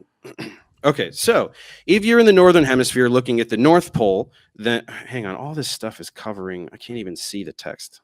I think I remember what it says. Anyway, if you're looking at the North Pole in the northern hemisphere, the stars rotate counterclockwise. Go to the next one. If you were in the southern hemisphere looking at the South Pole, the stars rotate clockwise. Next one. This is an excellent example, again, of a false cause logical fallacy, as if there's only a single explanation and it has to be this. I mean, false dichotomy, false cause. I mean, and in a way, you could also claim it is a reductive logical fallacy. as in oversimplification, like this is that simple that this is the only way this could happen and there will never be any other variables. For example, another parallel here is the alleged Coriolis effect. Which way does the water in a toilet bowl go down? Obviously, it depends on the design of the toilet bowl. You could have two different bowl designs and one will go counterclockwise, one will go counterclockwise in your same house, regardless of where on earth you are. So, I mean, this logical fallacy stack, I mean, it is kind of impressive. I can't lie. I am impressed by Professor Dave's cluelessness and his ability to stack so many logical fallacies inside single arguments. I mean, it's impressive. It's impressive. How does this make sense on a flat earth? Sorry, this is a screenshot from one of my videos. So in the video, they're rotating in different directions. Why would two people on a flat pizza land look at the sky and see a sky that is rotating in different ways? Next one. Okay, so this is actually an interesting point. I don't think I've addressed this in previous podcasts. So this is what a lot of so-called heliocentric globe earthers believe is a smoking gun on the rotation, the appearance of clockwise versus counterclockwise rotation, depending on whether you're in the northern or southern hemisphere. Now, just to lay the groundwork for this concept, I don't know, a lot of people have done this, but just the way perspective works regarding things that are spinning around a singular point. So if you're in an office chair with wheels, point at, go underneath your, go straight underneath your light bulb in your room. Now look up at the light bulb while you're spinning to the right. So spin clockwise in your office chair and point to the light bulb above you and observe whether you're going clockwise or counterclockwise around your finger pointing at the light bulb. Then look down, point a spot at the floor. You could, if you want to make it easier, you could put an object or whatever, bottle cap, a small piece of whatever, a quarter on the floor right underneath and between your feet. Point at it while you're spinning in your chair, and you're still spinning to the right clockwise, and see which way it looks, and then compare. So you're spinning in the same direction, but whether you're looking up or down, it appears to be rotating a different direction, one of those two, correct? So it's, again, he's claiming, he's falling for all these logical fallacies, like the reductive fallacy of oversimplification, as if it can only happen one way. So the other thing to note, if for people with more time on their hands, you can go into the program Stellarium and observe this effect of the appearance of rotation. So if, again, I'm not claiming this is true, but if we are in a type of planetarium, regardless of the shape of the Earth, the way the stars rotate above, depending on the distances, the axes, the speed of rotation, things would appear to rotate a certain way versus another way, and you can position yourself different spots of the Earth to observe the appearance of the sky. Anyone interested in the way that this could theoretically work. Now, a point against the heliocentric globe model is there wouldn't be star trails around the North Pole. Why would the star trails be perfect circles rotating around the North Pole if the Earth is flying through space and our Milky Way galaxy is flying through space and then all the other galaxies are magically flying in all these different directions? Again, I'm not saying that's not happening, but you would need a better explanation than billions of years light takes to travel. I mean, that kind of magical explanation, billions of years. I mean, that's kind of used for evolution as well. That's not proof. Saying something, again, the burden of proof is not met there. Saying something's going to take forever, therefore the theory is true. I mean, that's obviously silly nonsense. The theory might be true, but you can't prove it by saying, magically millions of years. I mean, that kind of silly nonsense, that's not scientific. You have to observe and measure, not hallucinate and default to blind faith. Let's continue here. Now, this is probably his dumbest argument yet. And furthermore, why can't we all see the same stars? There are stars that you can only see in the northern towards the northern hemisphere, and stars you can only see in the southern hemisphere. Next one. All right, so that leads me to believe, I mean, is it possible that Professor Dave is just this dumb he hasn't looked at a single flat earth argument? I mean, this is such a common one.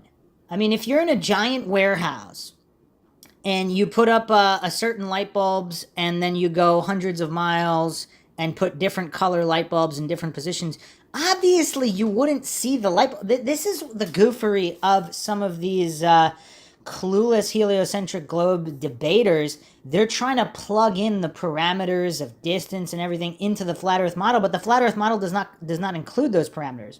So that's a straw man logical fallacy as well, and also a non sequitur, because I mean, this is just nonsense. In the flat earth model, true or untrue, you wouldn't see the same stars from everywhere in the earth if the stars are relatively close. I mean, again, it's just like the warehouse example. And some people also bring up the angle of the moon. Like if you tape a picture of a smiley face to your ceiling, walk from one end of your living room to the other end of the living room, the smiley face will be upside down. That doesn't mean you're on a globe. I mean, these are very simple children's level experiments you can do to clearly show how goofy Professor Dave's arguments are here. I mean, this is children's level stuff that he doesn't understand. Now, again, is he just mentally disabled, or does he get a kick out of embarrassing himself this severely? On a globe, this makes perfect sense. If you're in the northern hemisphere looking at the North Pole, east is to your right. If you are in the southern hemisphere looking at the South Pole, east is to your left. Next one. Again, reductive logical fallacy, false dichotomy logical fallacy, straw man logical fallacy, trying to plug in these things to the flat earth model that they do not claim. And the reason we can't see certain stars is because you can't see through the earth. Next one. Ditto for everything I just said before. That's why in the northern hemisphere we can't see the Southern Cross. That's why in the southern hemisphere we can't see Polaris. Next one. Which would work exactly the same way on a flat plane. I mean, it's hard to believe he's this dumb. I mean, he's got to be playing stupid, right? Almost done. Quick one here. So it actually gets a lot worse than that in the southern hemisphere because you've taken a globe and you've unwrapped it. The southern hemisphere makes absolutely no sense. People in the southern hemisphere who are all looking at the Southern Cross are somehow supposed to be, we're believing that they're all looking in completely different directions and seeing the same object often at the same time. Next one. Well, he's also presupposing those distances are what they are. Again, that's where there could be some issues with stellarium because, again, burden of proof. I don't know if the flat earthers are claiming the distances between the continents are the same. I mean, I don't know what they're claiming here, but Professor Dave is straw manning because look at his whole diagram is a straw man in terms of distances.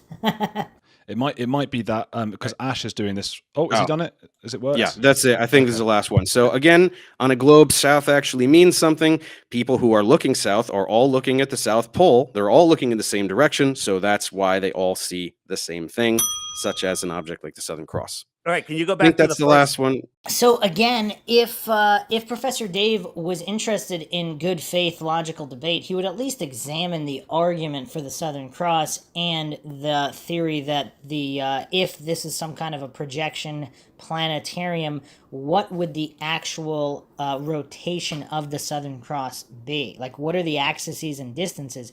Because if you don't have that information, you can't just hallucinate and pretend it's only this point over this point and try to plug in the variables of the heliocentric globe theory, plug it into the flat earth theory and use that to disprove the flat earth theory. That's the ultimate straw man. And again, the reductive logical fallacy, because he's assuming that there's no other way that you would see that except on a globe model. I mean, again, this kind of silliness is just getting really painful. Let me go through the Just slides. Check if it's the next one. Yeah. Check if it's the last one. And if you can go back to the first one, that would be great. So in your world, we have people standing upside down, and you're assuming hemispheres on a sphere. What do you mean upside down? What do you mean Well- upside down? What does that mean? Compare their feet are antipodal to my feet. People in the south. Okay, so yours are upside down compared to them. What's the well, difference? I'm What's saying down on a globe? I'm not saying. I'm just saying. Yeah, he's not saying there's a difference. So I don't know what would this be classified as. This would kind of be a red herring logical fallacy because he's kind of trying to frame it as if Flat Earth Dave is saying that they're wrong or upside down. Obviously, if the globe theory is true, then who in the north it would be opposite. So the other people would be upside down. Obviously, this is all obvious, and yet Professor Dave wants to red herring it for whatever reason. I mean, again, just trying to embarrass himself as much as possible. Or the other thing I kind of noticed, he doesn't want to let Flat Earth Dave speak, so he always wants to interject as often as possible. So Flat Earth Dave can't actually expand upon his points in any way. So obviously this is not a good faith debate in any way, but it does help Professor Dave set the world record for most logical fallacies in the least amount of time. People are upside down to each other halfway across the world. So if we can go back to the original slide so I can remember all the points he made so I can address them, that would be fantastic. So yeah, I mean, I don't know what Flat Earth Dave is saying there. People are upside down. I mean, never thought I'd say this.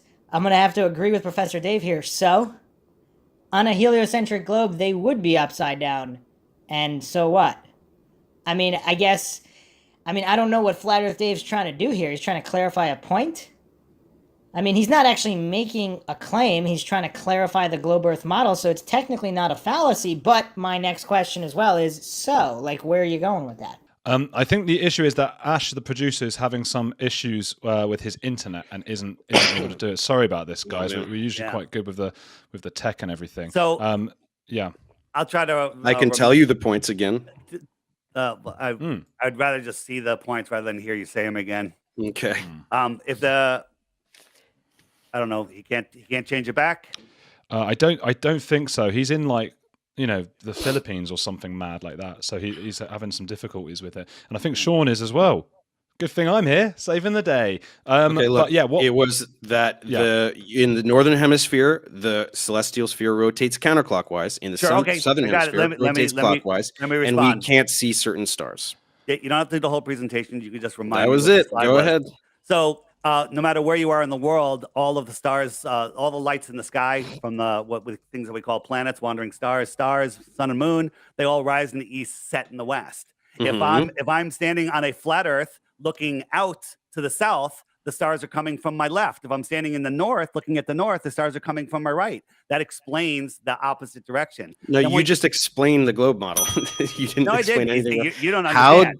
On the flat Earth, how do people see the sky rotating in different directions? Because Explain you're that. facing in different directions, David.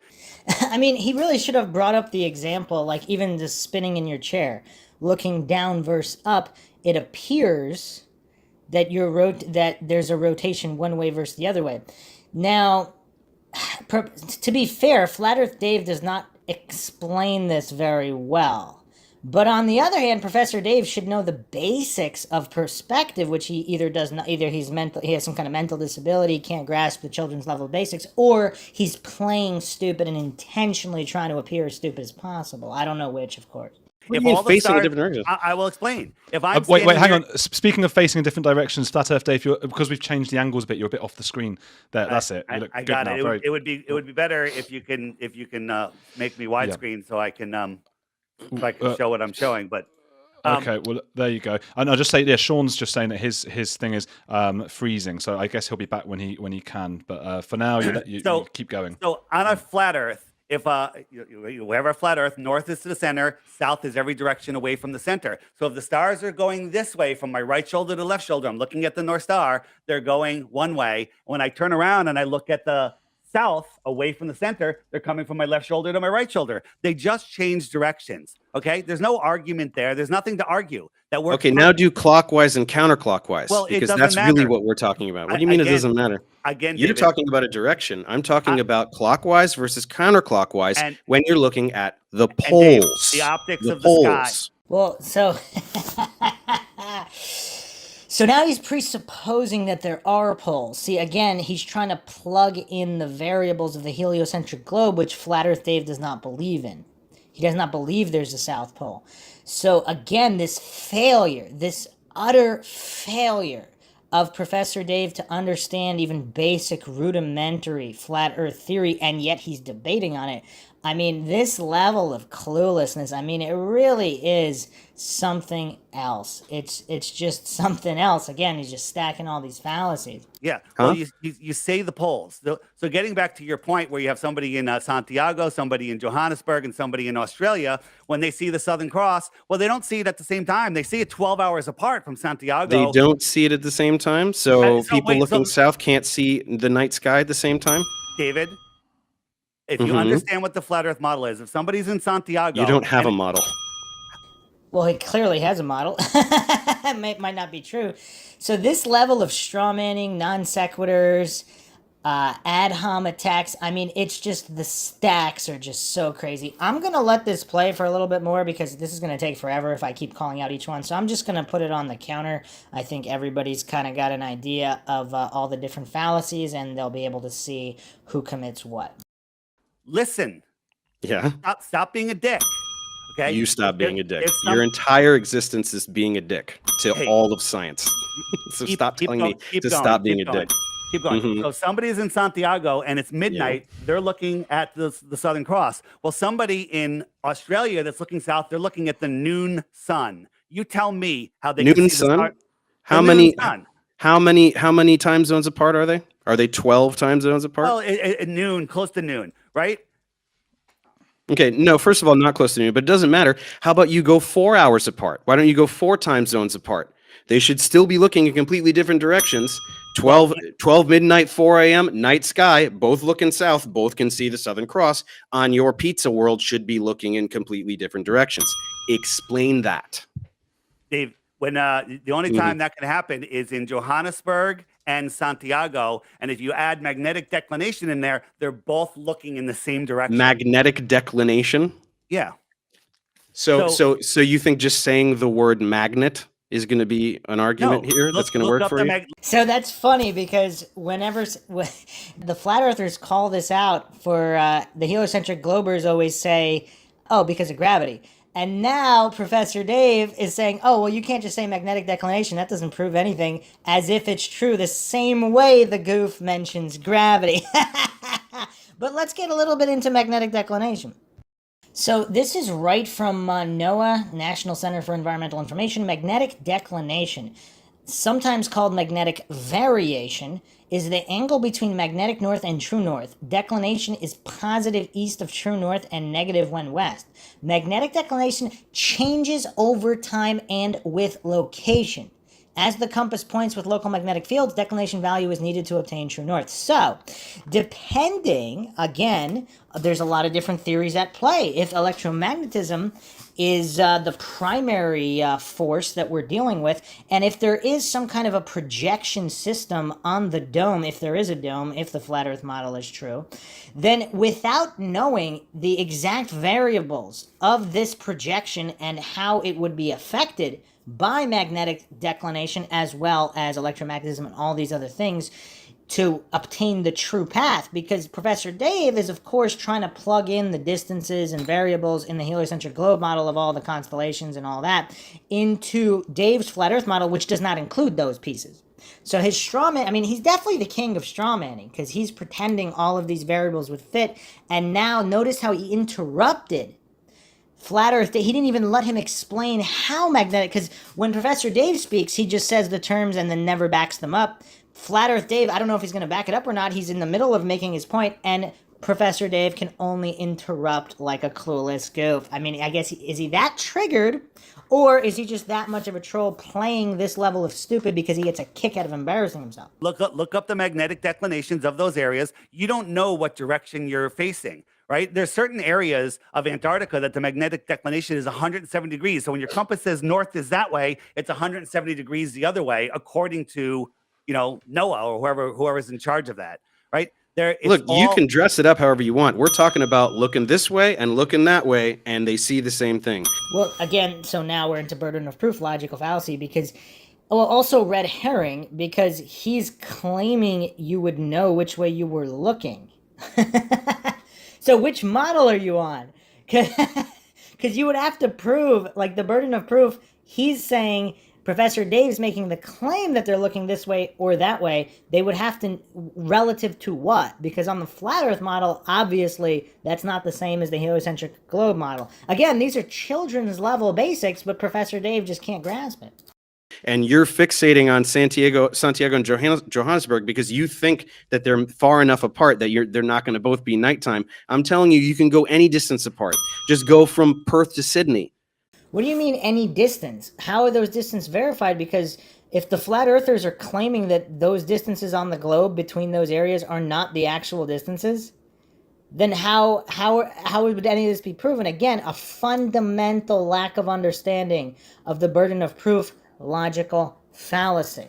Right? That's far enough apart that if you're both looking directly south, you're looking in different directions. And he's also kind of stacking on the circular reasoning logical fallacy to that as well. And you can see the same thing.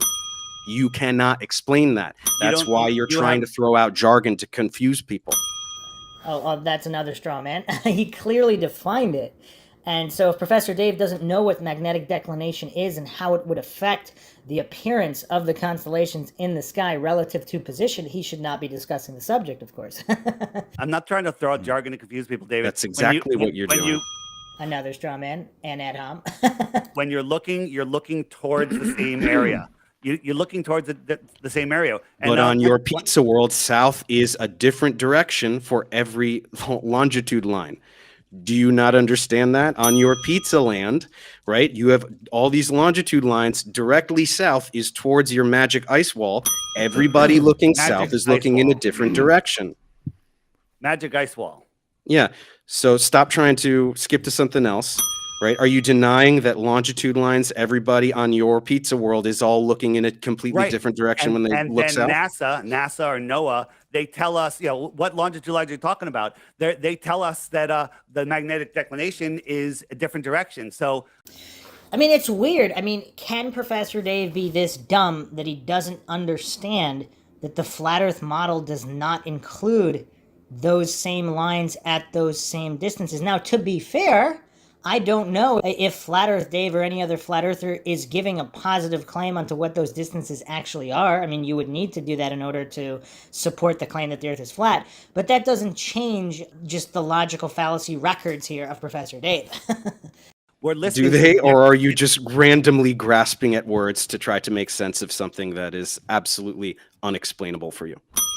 Solid psychological projection there by Professor Dave. Again, his fundamental lack of being able to grasp even the basics of flat Earth theory. David, it's not true. And the optics in the sky, again, do not prove the shape of the Earth. You say that they do. Well, I just did prove it with that. How? He just... How is a reductive logical fallacy is not proof of anything? So I don't know what to tell you. Let's move on. So is that his way of saying he doesn't know how to debate without using logical fallacies? I mean, that is true. I mean, all we've seen is logical fallacy. So I'm sorry, guys. Do you want to move on? My entire from system this thing? crashed. I want to move on from looking at the lights in the sky to figure out. Yeah, we hear you. Because I proved the Earth is a sphere by using that. How so? Circular reasoning, logical fallacy. Is that why you want to move on? No, not at all. Well, We hear you. We don't care. It is. What talking point? We hear you, but we don't care. What talking point are we on right now? I just finished proving the Earth is a sphere by looking at stars, something that we've been doing for thousands of years. Okay, so what is that? Appeal to popularity, appeal to authority, reification fallacy, circular reasoning, logical fallacy, and reductive logical fallacy. Man, Professor Dave is really good at just rattling off fallacies and hallucinating they somehow prove something. Yeah, so says you. Go ahead. Yeah, and everybody who's ever lived. Appeal to extremes and appeal to authority and appeal to popularity all rolled into one. So NASA isn't going to really help you with that one. Sorry, buddy. They started in the 1950s. Another straw man because Flat Earth Dave never claimed it was only NASA or whatever. All right, so we've got a talking point from Dave, which is The Bible has 200 references to the flat Earth. Every major ancient civilization cosmology depicts the Earth as flat. That's from me or from Dave? That is I would from never say you, that. I think. That's not from me. That's not from me. It's from Ash. It's from Ash.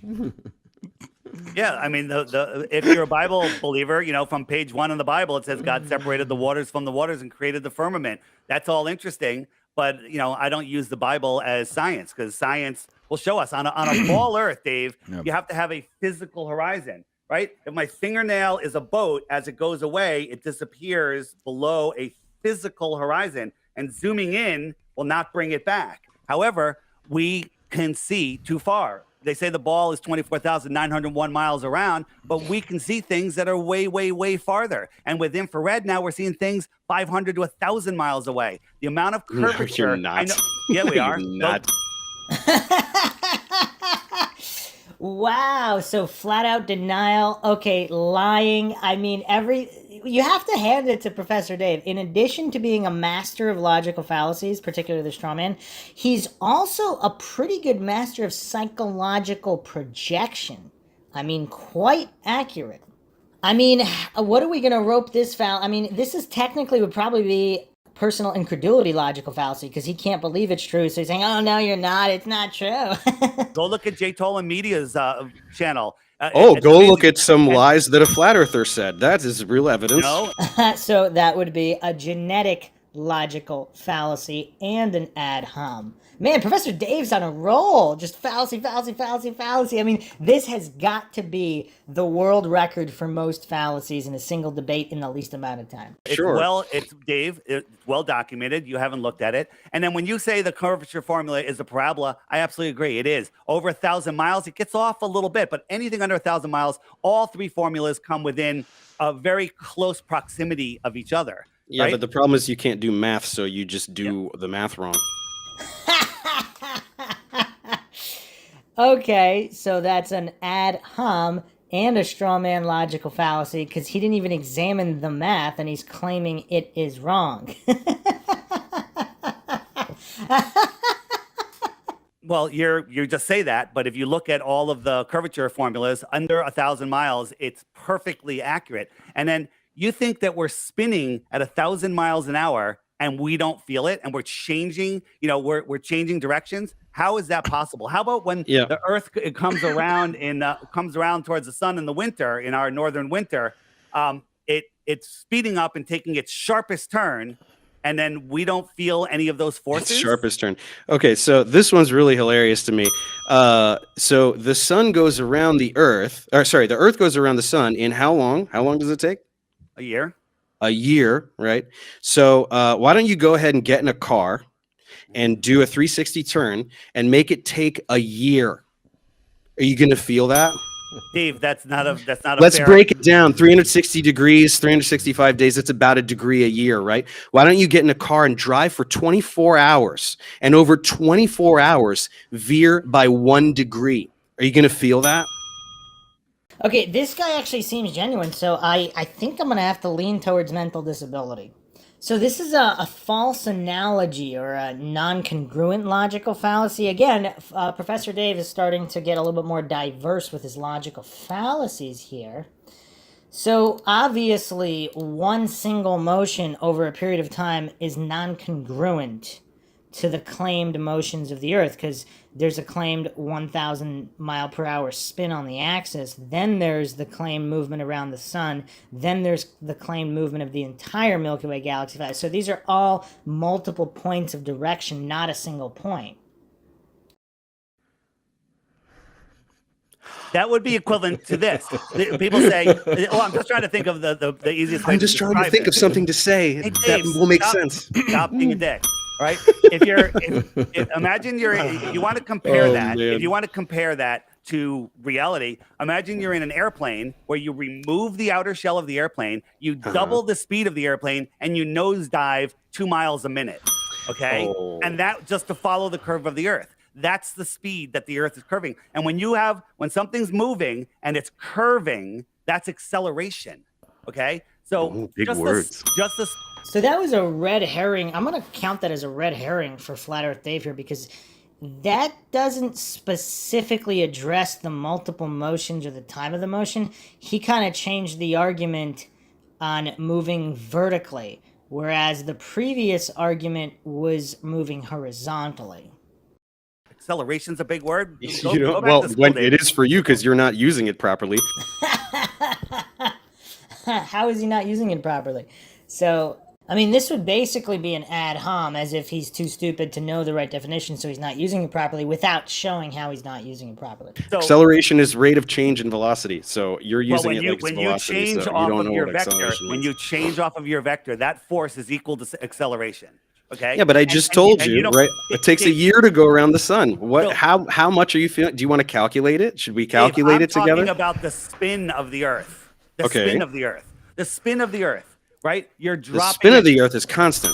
2 miles We do a not minute. feel. You're falling, like if you take a point in space and you go for an hour, you're falling at the same rate as a skydiver free falling. Okay, that's ridiculous, right? You are Yeah, curving see- off of your line of your trajectory. So that's an appeal to incredulity by Flat Earth Dave there. Just because it's ridiculous doesn't mean it's not true. Now, he does mix in some examples, but unless he does so here, this is a fallacy for him.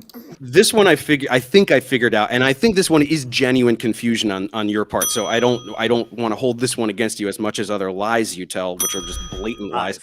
The psychological projection off the chart, another ad hom there. And a straw man, too, because he's basically alleging that Dave is intentionally lying and doing all these things. This one is just you not understanding. You're trying to compare motion within the atmosphere of the Earth. So you're like, oh my gosh, something going through the atmosphere so fast and it's crazy and we feel it, versus motion in frictionless space. Do you not understand that that's not the same thing? Right? The atmosphere on Earth is very thick. There's a lot of friction. Right? So when you try to move through air, there's friction and you Doesn't feel matter. it.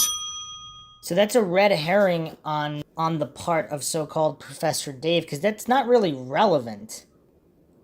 Like, whether you would feel it or not, either it's happening or it's not happening. Because, I mean, that was a fallacious point from Flat Earth Dave, saying it's ridiculous. That's an appeal to incredulity right there. But this is clearly a red herring, and also burden of proof if he's going to claim that something is frictionless versus not frictionless, and a space has whatever, the atmosphere is here, not there. I mean, again, these are things that need to be proven, which he has not done.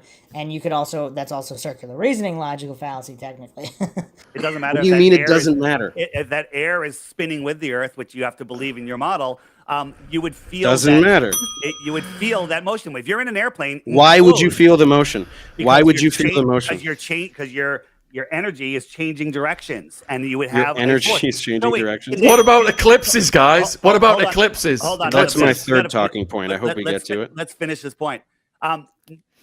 Your mainstream science says that because of the spin of the Earth, because of the centrifugal force, that the water bulges at the equator 14 miles high. What?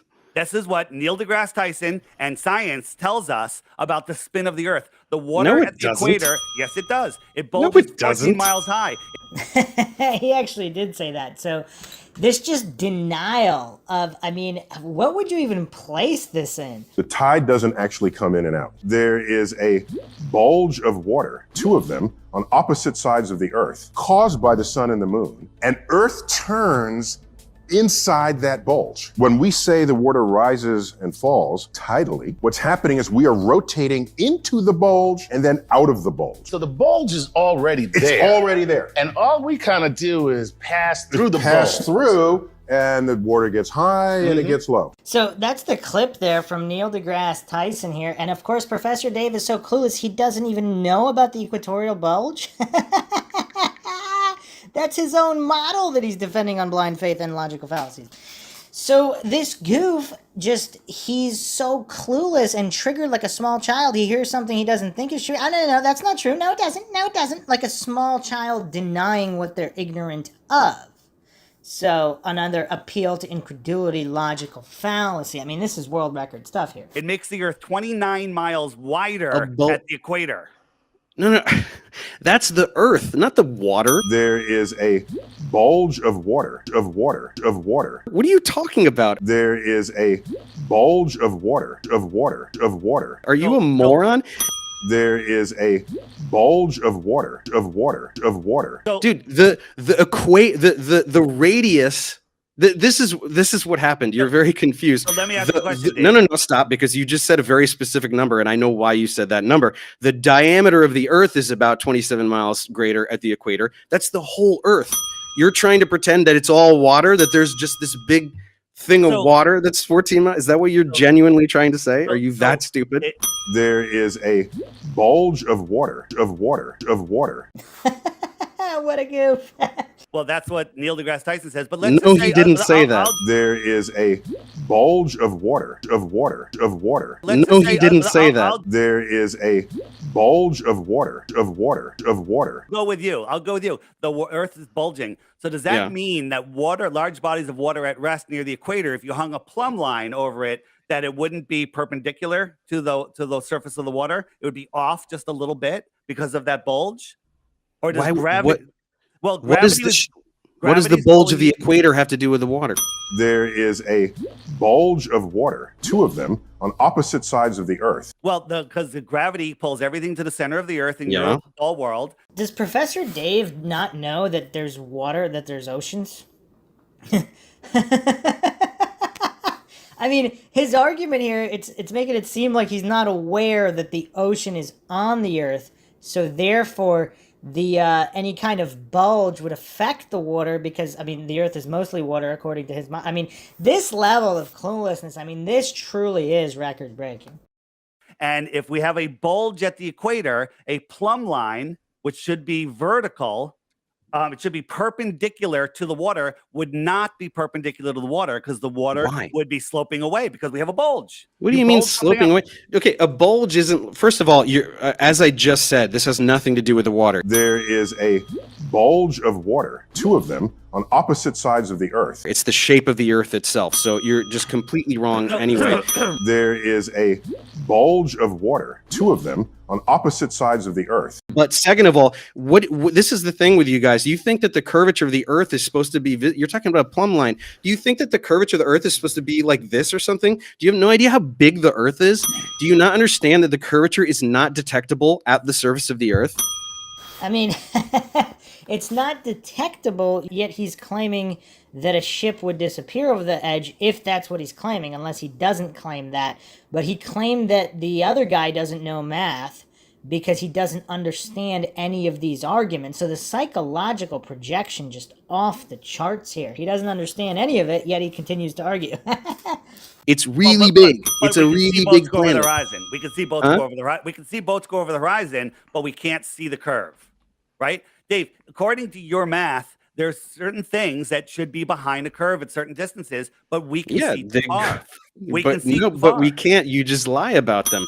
Who's the one that just said you can't detect it? You just said earlier that we can see things 1,000 miles away. Are you out of your mind? Everybody should be able to take a telescope then and see something 1,000 miles away. Why can't they? Oh, that's a great argument. So this goof doesn't know about the visibility index. So he just did, he just stacked a few more logical fallacies there, the false dichotomy. Either if the Earth is flat, you see forever. There's just no such thing as precipitation. There's no such thing as rain or any precipitation. There's no such thing as a visibility index. I mean, this level of goofery. And again, an argument from a reductive logical fallacy here, assuming there wouldn't be other variables like precipitation, which is obviously true. I mean, he's never heard of fog? I mean, what kind of goofery is this? Dave, you don't know where it was taking it from. It's infrared cameras. Go look at JTOL and Media One and watch all of the. He's the special one. He can do it. Nobody else can do it. Actually, Nobody no, else other can get people this can do it. footage. So, but they don't.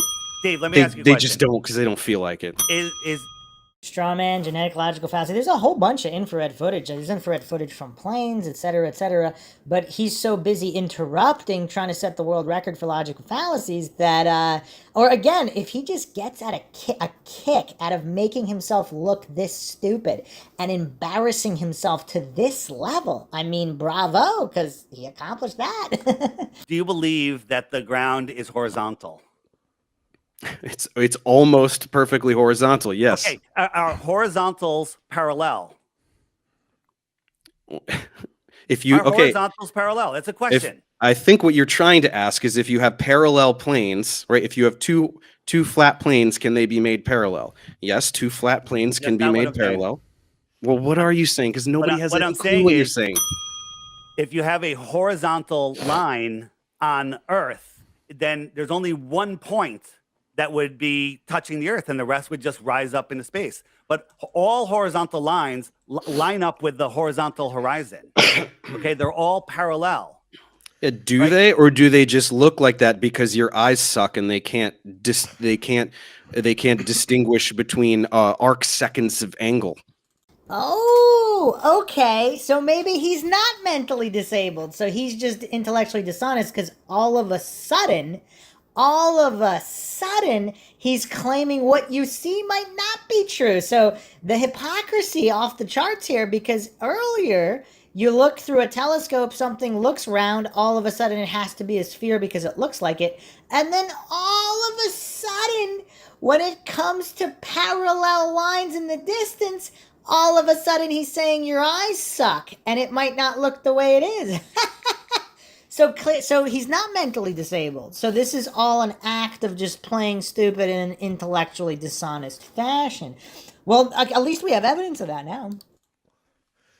All right. Well, let me phrase it Looking this way. like it perfectly overlaps doesn't mean that it perfectly overlaps. Only Right, got Right? Just 10 because minutes the left. horizon Only looks flat 10 doesn't minutes mean left. it's perfectly 10 flat. minutes left, guys, to move on to eclipses. 10 minutes left. I didn't even get to do all my. I did one of my things. Maybe he shouldn't interrupt so much then. Because Flat Earth Dave could have made his points a lot quicker without the 50 million interruptions per point. It could be 13 minutes. Well, my question is, the let's top move of on the to World Trade eclipses. Towers, when they were up, are those floors larger than the lower floors? Because for them to be perpendicular, they would have to get larger, right? How far apart were they? What? What? That doesn't make any sense. I mean, I don't know what Flat Earth Dave is getting at there. I mean, we're going to have to go false cause on that one because I don't see the relationship there. I mean, he would, again, I mean, he didn't explain that at all. Maybe he's got a point to it, but as of yet, unexplained points, false cause for Flat Earth Dave there. How far apart were the towers?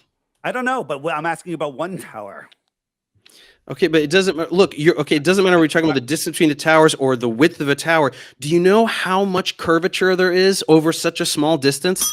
It is so small that it is 100% negligible. What are you not understanding about that? So that's appeal to extremes. And also, he's claiming it's negligible. I mean, that's... I'm going to give him a little bit of a break here because at least it looks like he's attempting to at least do some kind of an argument instead of just constant ad homs. The Earth is really big. So do you believe that horizontal lines are parallel? If you make them parallel, what are you talking about? I'm talking about horizontal lines on Earth. When you're, surveying the land and you have a horizontal line, another one, another one, another one, are they parallel? If you make them parallel, they're not lines, right? They're not actual lines. Do you know that lines are just approximations, right? We can draw lines, we can graph lines and do math in perfect Euclidean geometry. The Earth has a spherical surface. So yeah, we can go, that's a line and that's a line. And if we're just looking at less than a mile, yeah, it looks really straight. But he's not talking about less than a mile. Flat Earth Dave is specifically talking about 1,000 miles. So this would be a red herring as well, and a circular reasoning, a logical fallacy. But it's not, because the Earth is a sphere. And even a straw man, because Dave is not alleging that. So you're not comprehending scale. That's the problem. Anybody and perfect psychological projection there as well. Measured curvature in large body of water at rest? Large body of water needs a container to hold it in place. And has anyone measured any curvature on resting water? And don't tell me your drop and your wave, which is in your stupid video that got 10 million views.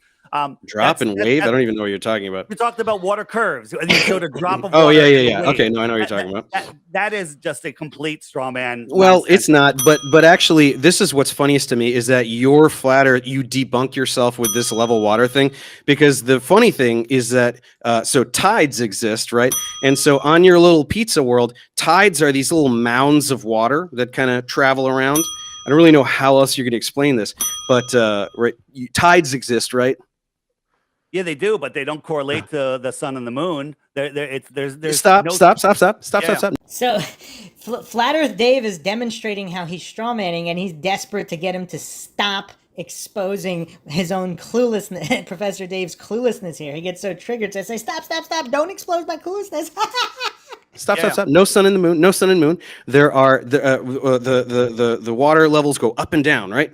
And in different places, not everywhere at the same time, right? Yeah, So but on your little pizza world, you you've got a believe little that hold on. You get a little mound of water that's just kind of traveling around. So I'm sorry, but water isn't level on your pizza world either. Dave, what causes your high tides? The moon? What causes tides? The moon Yeah. and well, there's solar tides and there's lunar tides. Right. And so when there's a new moon, which means the sun and the moon are on the same side of the earth, the tide should be bigger, but there's not. There's bigger tides when they're No, it opposing. is. No, they're not. No, it is. You're absolutely wrong. No, I'm not. And you Right. can Google it right now. What are you Okay. talking about? When the solar and lunar tides align, that's the highest tide. Right, guys, You're just done that. saying it's not because you're Yeah. just lying. Is that psychological projection? I'm being pushed by Ash to move on to No. day/night regions of illumination. Okay. Right, what does that mean? Oh, well, that's my second thing. I can try. I'll do it super fast. I'll do it as fast as possible. Go on. Do you need him to put the thing up? Yeah. Yeah, he might not be able to do that. Sean, what are you thinking? The system has crashed. That's why I got kicked off. I mean, I can try to. I mean, you kind of need the visual, but I mean, I'll wing it if you guys want. Please wing We're it. not going to get I the think slides. so. Okay, Yeah, so sorry about that. So this is the funny thing about your pizza world is that in the northern hemisphere things are kind of okay, not really, but in the southern hemisphere it all goes to crap. And so to try to explain night and day and seasons, which you absolutely cannot do, you try to make the sun go way out towards the bottom, and you think that works because it makes it the longer nights, right, up in the north. But the problem is in the southern hemisphere everything is terrible because you've got the sun way out towards the edge. And therefore, it shouldn't be able to illuminate very much of the Earth. But in the southern hemisphere, in like December and January, you've got regions like towards the southern ends of those continents that are almost day almost all day. So you've got 19, 20 hours of daylight. In the southern hemisphere? What flat earther made that claim?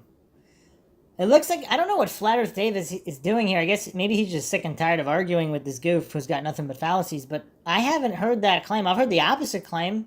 Some flat earthers say that there is no 24-hour sun in Antarctica, but I mean, let's continue here anyway. So you've got this sun that's traveling around way out towards the edge, because this is how you like to do it. And it is somehow illuminating almost all of the outer regions of your pizza world. And yet it is somehow not illuminating the center because areas towards the North Pole have 24 hours of night at that time. So unfortunately, you can't do the like Antarctica isn't real. So the South Pole, that's not a thing. These are places where people live. We don't say Antarctica is not real. We don't say that at all. You say no, that. you say the South Pole isn't real. We don't. Even though there's people who go there and work there. And people work at the South Pole. yeah. Yeah, prove it. Okay. So you can get a job there. Did you know that? Civilians can get jobs. So the way it you works, should apply for one. I think that'd be a cool video for you to Dave, do. on your upside down world, on your ball world, in the north, Norway and northern Alaska, we have the 24-hour sun in June. Okay, and we see the sun, and it's been filmed by millions of people, and you can watch the sun circle around. Makes perfect sense on a ball. Makes perfect sense on flat Earth. We're on the same page there. But 12 months, Yeah, 6 months later, at equal southern latitudes, you should see the same. But there's no video Yeah, you of do. No, you don't. There's no video of the 24-hour sun. There's 3 or 4 fake videos, clearly fake, taken apart. I'm talking, right? I didn't interrupt you. And there's no 24-hour sun. The sun antarcts away from you. It comes towards you and it goes away. Okay. Unlike the Arctic where it's circling around. I'm still talking. Okay. And there's no 24 hours of daylight. But if you add a dome in there, and again, we're looking at the lights in the sky, which is something that doesn't prove either. When you bring the sun closer to the dome, it wraps around. And we could show you this, get a dome, get a glass, move the light, and you'll see that the light wraps around, and that's exactly what we see in Antarctica. Okay, so I know that you can do your fun little middle school science project where you have a little, serving tray thing and you make a flashlight do funny things, but you cannot make it actually. So this is why you have your dumb little app, your little thing in your sun and stuff. It doesn't actually show the regions of actual daylight and nighttime. It just shows like a little cartoon. You don't actually see, it doesn't actually do these patterns. So when you're called out on this, instead of going, oh, my app shows the actual patterns and this crazy arc that would make sense. So first of all, I'm sorry, even though there are videos at the South Pole, I'm sorry that Antarctica is not where a bunch of people live. So we don't have all of these videos like we do way up towards the North Pole. But again, as I said, the way southern region of Argentina, like I did in my video, Ushuaia or whatever it's called. Which cartoon do you like the best showing Antarctica? What do you mean, which cartoon? Which cartoon? There's no pictures of Antarctica from space. Okay, well, there are, so that's really dumb. But No, let me there's continue demolishing. Okay, stop. I'm going to continue demolishing the idiotic thing you just said earlier. So you can do your little thing. Flat Earthers love to do their little middle school science projects. So, okay, you've got the thing and blah, blah, blah. So why can't your Flat Earth app do it? Why can't you actually show the regions of day and night? Why can't you look at that and go, yeah, look at that. I see the light illuminating this part of the Flat Earth. Right, and I can see that we have 20 hours of sunlight in southern Argentina, and I can see that you just have a little cartoon doing nonsense, and then all of your idiot people who buy that thing, they're not like, oh, that looks cool, and they don't actually look at what it does at all, right? Why can't you have it show that, right? It shows pretty accurately the amount of day and night, but I can't No, it show it. doesn't. Well, I can't show it because if on the latitude line that you're on. It's different where you are, so I have to kind of blend them together. It's just a tool to show The amount of day and night depends. The amount of day and night that objectively happens in a place depends on your latitude. Well, again, this is an issue. There's two sides on the issue here, because if your burden of proof is on positive claims, so if Professor Dave wants to claim that the continents are X distance apart, he would have to prove that, as well as anything. Now, the flat earthers would also have to prove that, but some of the flat earthers are saying that they don't know the distances because they can't verify them. So obviously that's not proof for a flat earth. But this is clearly another reductive logical fallacy and also false cause logical fallacy. I mean, there's just so many fallacies here that Professor Dave is just, I mean, this is just world record stuff here. Because if you don't know all of those parameters, how would you know exactly how many hours occurs where if you can't verify where you are in relation to a different place, which you would need to do to prove either model, of course. Absolutely, 100% on your ball too. When I'm in the north, I don't think you understand. I don't think you understand what I just said. No, you don't understand what I just said. No, I definitely know that you're not saying anything. I'm saying that in that town in Argentina, there is an objective time where the sun rises and sets. Yes, and where you are doesn't change that. There's no place that you have 17 hours of sun. You have daylight. Daylight is the illumination of the sky. It's not the sun. From the sun. No, the sun is. You're saying that daylight is not from the sun? Absolutely. So if the sun where rises, is it from? If the sun What's rises, making the sunlight then? No. The sun is lighting up the sky. It's like a photographer. You have your main light and then you have your backlight. The sky is the daylight. When the sun is on the east side of your house, right on the horizon, go to the back side of your house. You can read the newspaper. Well, where's that? That sunlight's not. What's it going through your house? It's lighting up the sky. It's scattered by atmospheric particles. That's what it's you still say. Sunlight. Yeah. Well, that's what you say to say a thing that Dave, explains why what I just said is stupid, and I have no come- way to combat it. Which is exactly what Professor Dave did this entire time. How come nobody has filmed the 24-hour sun in Antarctica? They have. You just say it's a lie. No, They don't have, and bring you it, just go, bring it. oh, that's fake. No, we don't. We don't just go, oh, that's fake. We But show guess you how what? it's fake. That's why in my video I don't talk about Antarctica, because you just say it's fake. That's why I picked southern Argentina, because people live there and they have 19 hours of daylight, and you can't explain it because it's I this did huge. explain it. You can't No, you didn't. understand You it. just said there's a Absolutely. glass thing in the flashlight. You're just doing a middle school science project. You're not actually explaining anything. You're just going, oh, I did a thing in my living room, so all of science is wrong. That's what you're doing.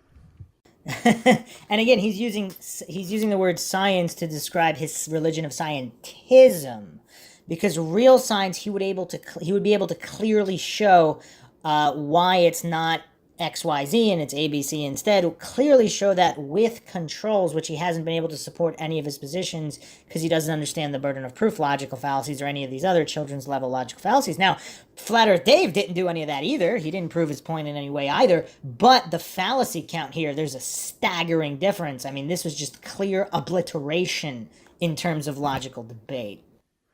You don't. The globe. I wish I had this slide because the globe. Dave, the optics of the sky are no way to prove the shape of the Earth. You can. They are. Yeah. Well, And that's I in just your did it world. twice. Yeah. Well, And you have no keep way to claiming combat it. anything I just said. So that's keep why claiming you it. say that thing over Can I and just over again. interrupt here? Flat Earth Dave, what would it take? Because I think Dave is saying that, you know, people live in Ushuaia and that they have this, and you could just go and ask the people though. You could go, what would it take to convince you, and how important is it? Why is it important to you to hold this belief? What does it mean to you? It's not important to hold the belief. I'm looking for the truth. And if the globe was true, then when in Antarctica in December, you should be able to see the sun circle all the way around without dropping. And you do. You can. Dave, I've seen loads of documentaries where that happens. You can't. You cannot see it. It's absolutely untrue. And we show the best one that they have. They show it 24 hours of the sun going around, and when it comes around, not only is it the same clouds, the sun is in a completely different position. Like, And just to reiterate, again, the burden of proof is on the positive claim. You can't just bring Bigfoot and ghost videos and expect people to believe it. Now, if they cannot provide the proof and they're just simply saying there is proof, they're on the fallacious side. months difference position. So it's all camera trickery, and it's provable. It's not just us saying it. So when you watch, No, these it things, is like, just oh, you saying it. Yeah, well, not true. And do some research, Yeah. Dave, and then get out of your little ball model, and you'll see. We don't live upside down on a space ball flying through an infinite Down is space towards vacuum. the center of the earth. Nobody is upside down. That's one of the dumbest things you morons say. Down is towards the center of the earth. Nobody Yeah. is upside So down. on your world, there's people upside down relative to me. And you're upside down relative to them. It's a sphere. Who cares? Good luck with that. Your response to basic shapes is good luck with that. Yeah. Are you 5 years old? You have the intellect of a 5-year-old. Wow, the psychological projection of Professor Dave is really on point. I mean, this might be world record, not only most logical fallacies in the least amount of time, but most accurate psychological projection in the least amount of time. You can't understand, like, little Dave, kids understand this stuff. You know I that? just want to say that you're more of a condescending prick than I thought. I wouldn't say you're more than anything I thought. I know what you are, but I'm sorry, again, to reiterate for the third time, your entire identity is based on the idea that all the scientists in the entire world Nope. are lying deceivers. So absolutely not you're true. a condescending That's what douchebag. you say. And me That's what calling you you say. stupid, which you are, does not hold a candle to All right, what Sean. you are. That's what he claims. I don't believe that. And Wait, that's what I've what you're got believing. another question for other Dave, Oh. Professor Dave. Just so obviously I could see. I mean, it means a lot to you as on the other side, of course. Why does it annoy you so much, the flat Earth stuff? Because it's so, I mean, first of all, a lot of what I do, I do mainly academic tutorials, but I also address misinformation. I'm very passionate about public science literacy and science denial. And flat Earth is the bottom of the barrel. So I go after like anti-vaxxers and stuff like that. And that is a little more sophisticated. And you have to actually understand a little bit of biochemistry, a little bit of immunology and things like that. Flat Earth is the only one. I just proved the Earth is a sphere multiple times in this exchange. So if he doesn't even understand, as he said, 5-year-old stuff, 5-year-old science, 5-year-old logical fallacies and faith are not proof. So again, he's just a leading member of the scientism cult, where he doesn't understand the difference between science and scientism. And then he gets all triggered and offended, and he has to hallucinate that anybody that doesn't keep the faith, the same faith that he does, is misinformation. Based on looking at things in the sky and thinking. That's how we figured out the Earth is a sphere several thousand years ago. It's like the first thing we figured out. Dave, So this is why it's so offensive, because it is a denial of literally all of science. Astronomy, all wrong. Geology, all wrong. Physics, all wrong. It's so unbelievably offensive to the entire human race. That's why you're a douchebag, and me calling you stupid is nowhere near the magnitude of douchebaggery that is your entire identity. Wow, that was a world record psychological projection rant. I mean, bravo, Professor Dave. This has to be the go-to example for psychological projection now. You're talking to So- him, not me, right? Sorry, No. yeah, to Davy Boy over there. So he believes that scientists that he never met 2,000 years ago proved that the Earth is a globe, when in reality, in the 1940s and 50s and up to the early 60s, they were still teaching flat Earth in public school here. No, they Absolutely. weren't. That's just a Absolutely. thing you're saying. That's the absolute There's truth. globes from hundreds and hundreds of years ago. You can't just say that. Like, Yeah. you should show me something. Show me a textbook. You can't just say, "Oh, this thing I made up is true." You're an idiot. What are you talking about? We've known the Ptolemaic model, which was reigned supreme from 100 or whatever, to the Copernican model, used a spherical Earth. Geocentrism used a spherical Earth, and then Copernicus and Kepler happened, and they wrote books. By the way, they wrote books, and you can read them. That they exist. Can I And ask we've a- known about heliocentrism for 500 years since. So I don't know what you're talking about. You are completely pulling that out of your ass. Nobody taught a flat Earth anywhere for Can we- any measurable amount of time. Can we have Dave tell us how seasons happen on the globe? Okay, so I wish I had the graphic because it really works really well. So there's a tilt in Earth's rotational axis, right? It's tilted like this. So one of the hemispheres is exposing more of itself to the sun, right? And so you get more direct light versus, so let's say this is the northern hemisphere, this is the southern hemisphere. More of the northern hemisphere is exposed to direct sunlight, so you have longer daylight, right? So it's so hard to just do in my hand like this. No, I get it. But- I understand. You got it when we're tilted towards it, the sunlight's hitting direct, and it's more intensified here, and down here it's spread out more. Makes sense. I Yeah, got it. because of the curvature, so it has I to got spread it. out So around it a greater spreads out area. more. But isn't the sun so large that all of the rays leaving the sun are parallel? And why wouldn't the parallel rays that are a little off to the left, hit us direct? Are the rays leaving the sun parallel, or are they leaving not parallel? Okay, when you have a certain, okay, here's a lateral distance. If the sun is directly hitting the part of the Earth that's directly facing it, that's a certain area. Then if you move this way, we have the same lateral distance, but there's a lot of curvature here. It's covering a greater surface area. So I have that Right? question. So can the Earth can Okay, be do you tilted- want to admit that I just explained that perfectly and that your talking point was invalid? I know. I admit that you explained that perfectly, but I have to Okay, ask you a great. question. So we have the pole here, and we tilt the Earth. Okay. Mm-hmm. And can you tilt the Earth this way? That's a tilt, also, right? Absolutely. What? If we're- You're if- just no, turning it. What are you so doing? no. What I'm showing you is here. Here, we let's say the sun is over there, and we tilt, and we're now directly towards we have a more direct angle. We're in agreement on this. But if I'm here and I tilt it this way, well, now the sun is lower. It's now skimming. It's now skimming, and it's not hitting as direct. So here's the problem with your seasons. In the north here, in December, when we're 3 million miles closer to the sun, but we'll just ignore that because it's not significant. Yeah, it's not It's significant, not so I don't know significant. why you said it. Well, we're 3 million miles closer. At sunrise, in December at noon, when the sun is 50 degrees in the sky, and I look at the sun, I can barely feel it on my face. I can't get a tan, right? But in June, when we're farther away from the sun, doesn't matter. And at sunrise, when the sun is literally an 89-degree tilt, the worst possible angle, as soon as it shows up on the horizon, I can feel the heat and I can get a tan. Why is that? Because in your world, it should be arctically freezing every morning all year long. I your genuinely world. have no idea what you're saying. You So he couldn't even follow the basics there. I mean, a child could understand that argument. I mean, if you put, you could do this with a campfire, and you can turn your body towards the campfire, move a little closer. Obviously, it should be hotter. whether it's on your knee or your elbow, if you're closer to it.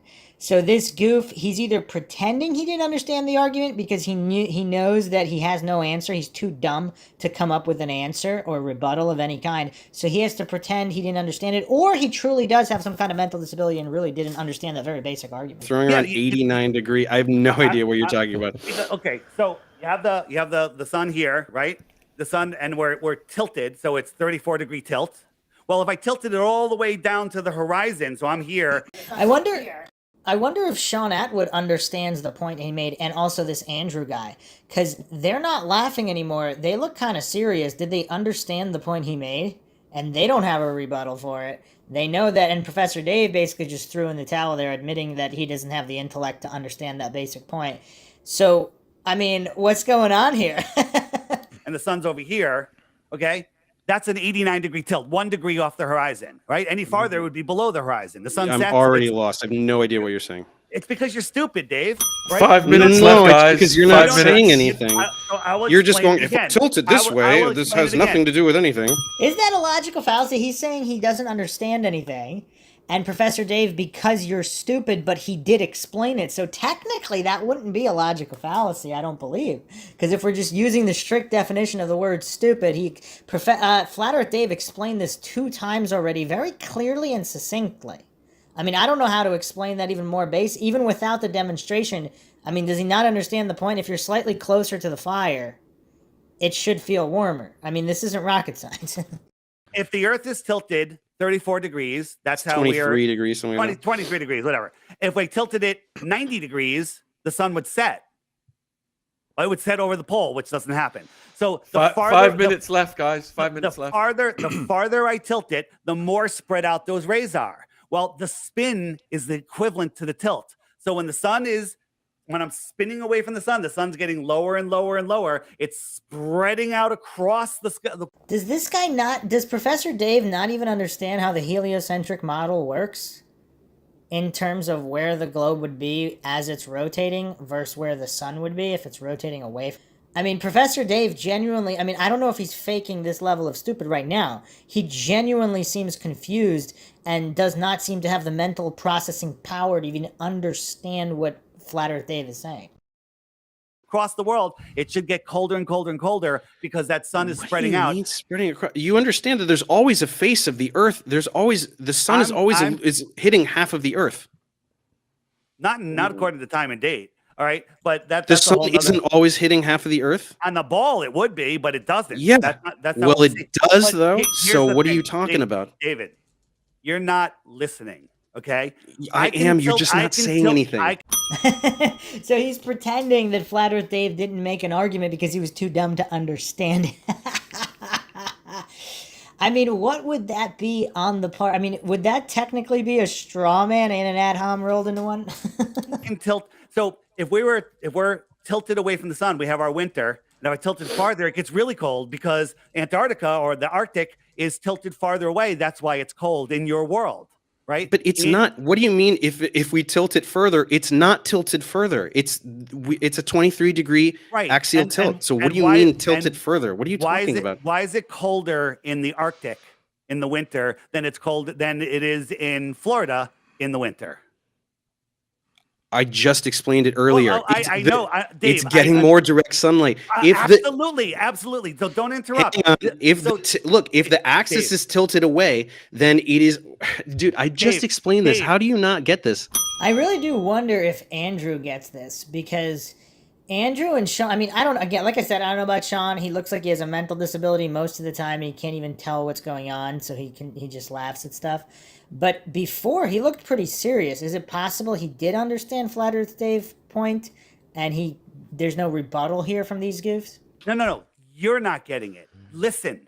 Okay, you can just say that, but I actually explained it. You're not getting this, okay? Dave, we've run out of time. We've run out of time. Tell me this. Listen. I'm just going to let you guys tell the viewers where they can find you and support you. So, Professor Dave, we'll start with you. Thank you for coming on, Professor Dave. Maybe Sean Atwood did really understand, so he had to shut this thing down quick. Thank you. Can you tell the viewers where they can find and support you, please? Professor Dave explains. FlatEarthDave.com. So, Professor Dave, go on. And what socials are you on, Professor Dave? Just YouTube channel, Professor Dave Explains. All right, so Professor Dave's YouTube channel link will be in the description box below this video if you want to subscribe, if you want to check his stuff out. Huge thank you for coming on. Flat Earth Dave, do you want to tell the viewers where they can find you? You can find me at flatearthdave.com, but I'm thinking of making it professorflatearthdave.com, but flatearthdave.com because Isn't that cute? like, we get to make up to being professors. That's always nice. Yeah, I actually Flatter- taught at an accredited flatterdave.com. university, though, so it's But not without a that degree, weird. Thank you. without a degree, Thank and you, they guys. fired you. Thank Multiple guys. degrees. I have a master's degree. And they fired you. We've Hey, got another can I debate. get those bitcoins? Can I get those bitcoins? You We've got improved the another globe. debate. We've got another debate coming up in a All right, minute. So see huge you thank you guys. guys. Yeah. All right, what a train wreck that was. I mean, absolute obliteration. And you know what's crazy is Flat Earth Dave completely obliterated this guy, but he didn't even really make any good arguments either, except for that last one. That was a pretty decent argument where Professor Dave either pretended to not understand it and played stupid because he had no rebuttal, or he genuinely was too mentally deficient to even understand what point Flat Earth Dave was making. Obviously, there's presuppositions there too, based on the distance of the sun. So, yeah, I mean, and also poking holes in the. I mean, this is kind of like falsification is independent of replacement and false dichotomies, because even if the globe model is false, that doesn't mean the flat Earth model is true. So, yeah, I mean, Flat Earth Dave really didn't do that good of a job. I mean, he did really poorly, but what's funny is a flat earther doing poorly still completely annihilated this goofy heliocentric globe earther who only had faith in fallacy and psychological projection, but in record numbers. I mean, look at these numbers here. I mean, this is just insane. So I hope you guys enjoyed another edition of the Mind Shock podcast in this logical analysis of yet another flat earth debate. And again, I do not claim anything is true or untrue, any theory is true or untrue. It's not about the conclusion, but this is great for educational purposes to see how fallaciously some people argue. Even if they might hold whatever model is true, if either of these models are actually true. Again, the ability to argue logically and scientifically is important. So you can't. This is again why I believe the flat Earth psyop is an actual psyop, because I mean, what are the chances that all these goofs are just arguing so poorly in defense of the heliocentric globe, almost as if by design to try to increase flat Earth membership? Again, that has nothing to do with flat Earth being true. If anybody believes I got any of the fallacies wrong here, or I missed logical fallacies, feel free to leave them in the comment section. You could also support the podcast by donating to our PayPal. Let's help logic and reason make a resurgence in a world where scientism, this religious cult, is taking over, pretending to be scientific while clearly not being. So you can donate to our PayPal to help us get more mind-shocking content out there with logic and reason at the forefront. You can also become a YouTube member right here on YouTube. Make sure you subscribe to the channel, like and share, Twitter, Facebook, Reddit, Patreon. This is Bruce McGuire signing off. Catch you guys next time.